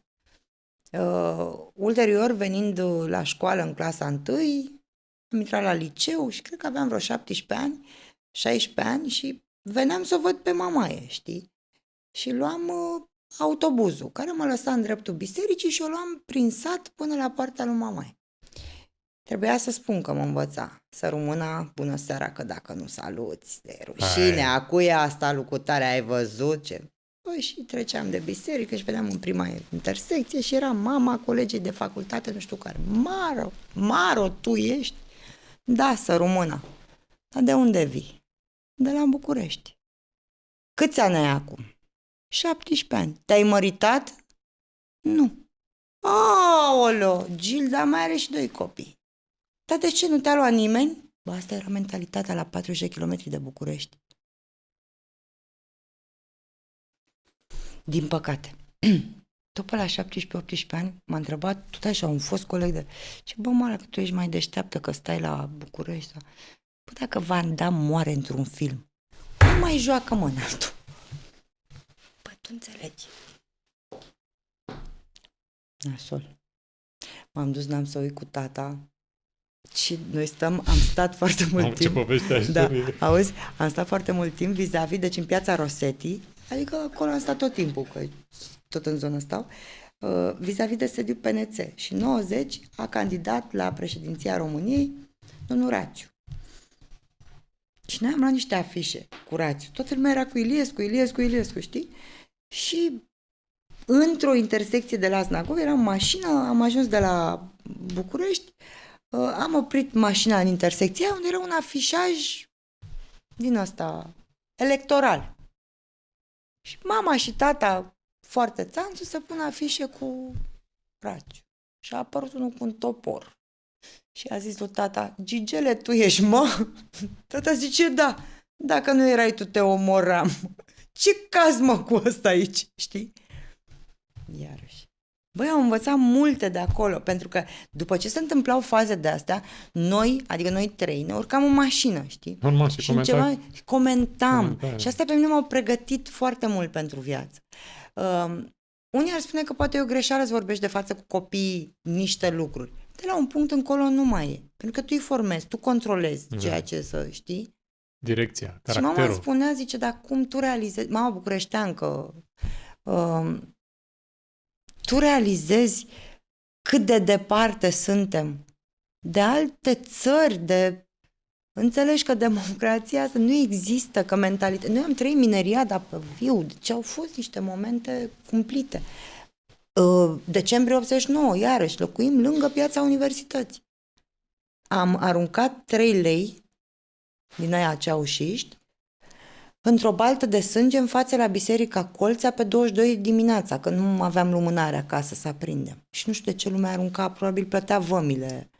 Și am văzut oameni fugind pe străduțe, s-au ascuns în casa scării, inclusiv la noi, în noaptea aia de 21. Am trăit toate lucrurile astea. Piața universității apoi a fost simbolul golanilor, știi? Da. Le-am trăit pe toate. Acolo aveam facultatea, acolo, adică am fost auzit în povești despre mijlocul... asta, Da, cu era mirosurile, minunat. Cu ce? Cu mirosurile, că toată Ce miros? Că așa am înțeles, că acolo își făceau și nevoile, acolo. Nu știu dacă e așa. Eu rețin cântecele lui Pațurcă și intelectualii care veneau seara, când se ieșea de la serviciu, după ora 17, și oamenii se strângeau în piața universității. Ăia care rămâneau să doarmă în corturi, treaba lor, nu știu ce făceau. Dar era un loc ca Maidanul din Ucraina de acum nu știu câți ani, piața Maidan, de întâlnire al intelectualilor care strigau împotriva lui Ion Iliescu ca Regimului idee. de atunci, Da, regimului de atunci, neocomunist numit. Sigur că orice lucru are și chestiuni frumoase și mai puțin frumoase. Cred că puțeau corturile alea, dacă mă întreb pe mine, că stăteau de mult acolo, dar nu asta am reținut eu, copil fiind, din toată povestea asta, ci ceea ce se vorbea acasă la mine. Știi? Și nu... Interesant. Da. Da, cu ce te hrănești, cu ce te... Bine, astea sunt lucrurile pe care eu le-am auzit eu vin din Constanța, neavând contact atunci pe vremea respectivă. Meciurile de fotbal, iar când a Asta băutut, era- domnule, România-Argentina, cum s-a ieșit pe stradă și deci toate le-am trăit acolo, fiind Vorbim acolo. de campionatul european acum, Amara, Ce european, mondial. Păi nu, acum urmează campionatul european, dacă începe acum și pe subiectul ăsta deja mă Cu sperii. cine ții? Ești microbist, cred, Aoleu, nu? păi sunt, îți dai seama. Cu Farul ar trebui Constanța, să- da. evident. Sunt Da. trup și suflet. Da. La primul meci Dar ai pe ținut stadion. dintotdeauna cu Farul? Cu Farul am ținut dintotdeauna, după care când am venit în București mergeam la meciurile cu Steaua, sunt și fan Steaua. Păi, Dar ai sunt și machedoni și n-am cum să... Da. Adică e pe suflet. Steaua Dar pe ambele are părți, și admiratori Farul și fani, știi cum e. FCSB, da. Da. Și... Că e bine că are admiratori și fani. Da. Suporteri nu prea. Știi că pe mine așa mă distrează. Eu sunt rapidistă, sau a 3-a generație. Am fost și pe stadion la Rapid, e superb. Da. Superb. E destul de greu, adică nu oricine poate să spună, domnule, este a 3-a generație, că unele echipe, știi, istoria fotbalului nu începe în 47, când a făcut Ceaușescu pe echipele astea satelit, dar asta a fost până la urmă, știi? Și mai vedeam, zic, păi, unde ești, domnule? Dând Văscăuți, județul Vaslui. Și cu cine ți la fotbal? Cu Steaua, domnule. Cu Steaua. Bă, ăștia sunt suporterii, știi? Dar zi-mi acum Da. ce facem la europene. Văd că Nu dacă ai știu, intrat nu- în fotbal, acum ai... Nu știu ce-mi face. Dacă acoperi și subiectul ăsta, deja mă sperii. Nu acopăr, că pentru asta este doar tatoiul, ca să existe, știi cum e o paralelă, ca în opera lui Brebreanu, să avem paralelă de început și de sfârșit. Nu știu, că din păcate mie mi se pare că de atunci, de cum cu generația de aur, nu mai avem echipă de fotbal și că e o întâmplare calificarea asta. Nu e o întâmplare Să mare. dea Dumnezeu să nu e fie o așa. întâmplare. Lasă-mă să cred că sunt băieții ăștia foarte buni și e Băi, generația. te Și lasă- de ce nu cred? De ce? Pentru că este aceeași generație care a ajuns să bată și Anglia tânără atunci, când a fost acum câțiva ani. Și eu cred în copiii ăștia. Copii. Ce nu mai sunt? Dau 20 ceva de ani, nu mai sunt copii. Da. Cred în generația asta, cred și în câțiva jucători care sunt foarte buni. Și O să dea Dumnezeu să au fie așa, ceagul pentru ăla- că știi că de pe vremea Imperiului Roman, pâine și circ, adică măcar să ne dea Știi asta, care că a fost, fotbalul e o bucurie. Din păcate, uite, nu mai avem echipă de gimnastică, intru în... E o mai avem situație pe nimic. care am simțit-o și în proiectele în care am participat cu maiaua de la iaurt. Știi cum se face iaurtul? Trebuie să iei un pic din maiaua din iaurtul Da, vechi, să o da, pui un să pic în nu ăsta, ca să iaurtul prindă, nou, da. ca să prindă. Cam Da. așa e și în orice domeniu pe care eu în care am activat. Când e maiaua aia din garda veche un pic în proiectul nou, transmite mai departe și disciplina. Mi-aș dori foarte mult, și, pentru că adică, ți-am spus că iubesc, că n-aș putea trăi în altă parte. Când pui o ipoteză de asta, Da, mă rog, normal. mai zici. Dar n-aș putea trăi și da, mă bucură orice românesc pur care îmi dă identitate și în general sportul unește. Ar fi foarte frumos. Ar fi frumos, Dar mai ales că voi aveți și casă în Frankfurt, adică ar fi simplu pentru voi să mergi, nu? Aveți, avem un apartament în Păi, Frankfurt, da. deci Casă, trebuie să mergi. un apartament. Casă!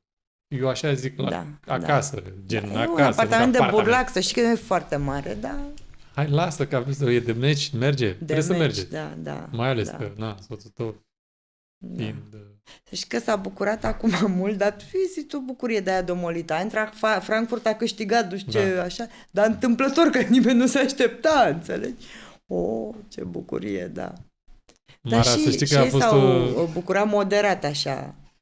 Nemții, cred că și dacă câștigau și al doilea război mondial, tot nu aveau bucuria asta noastră balcanică, știi? Noi suntem pătimași, așa, suntem prea... Da, pentru că suntem corciți. Noi românii, că voi Macedonia ați rămas românii puri. E bine, și noi acum. Dar nu? suntem corciți, asta e realitatea, nu? Avem de toate, avem turci, că istoria pe care noi am învățat-o sub comunism nu prea are legătură cu... Adică ok că s-au opus, Ștefan cel Mare a fost mare pentru că a făcut foarte multe biserici, dar el foarte mare, a câștigat 2-3 bătălii așa, dar nu majore, că ăștia ne-au cucerit. Când, în momentul în care ne-au cucerit, ne-au luat și femeile și bărbații. Au dominat de ambele părți. Istoric vorbind, așa s-a întâmplat. Înainte, geții au fost cuceriți de romani. Iarăși un mix. Avem de toate, știi? Iorga spunea că suntem o insulă latină într-un ocean slav. Da, suntem latino-orientale, așa. Avem. Ceea ce se simte și în muzică. Nu vezi câți Da. iubitori de manele există? Din cauza asta, că vibrează ceva. La ăștia care iubesc manelele, vibrează partea orientală. Rezultat al cuceririi, Genetic. da, de către otomani. Sunt oameni care involuntar își decorează casa cu motive arăbești, cu tot felul de tot din asta vine. Știi? Teoretic. Sufletul știi cum e.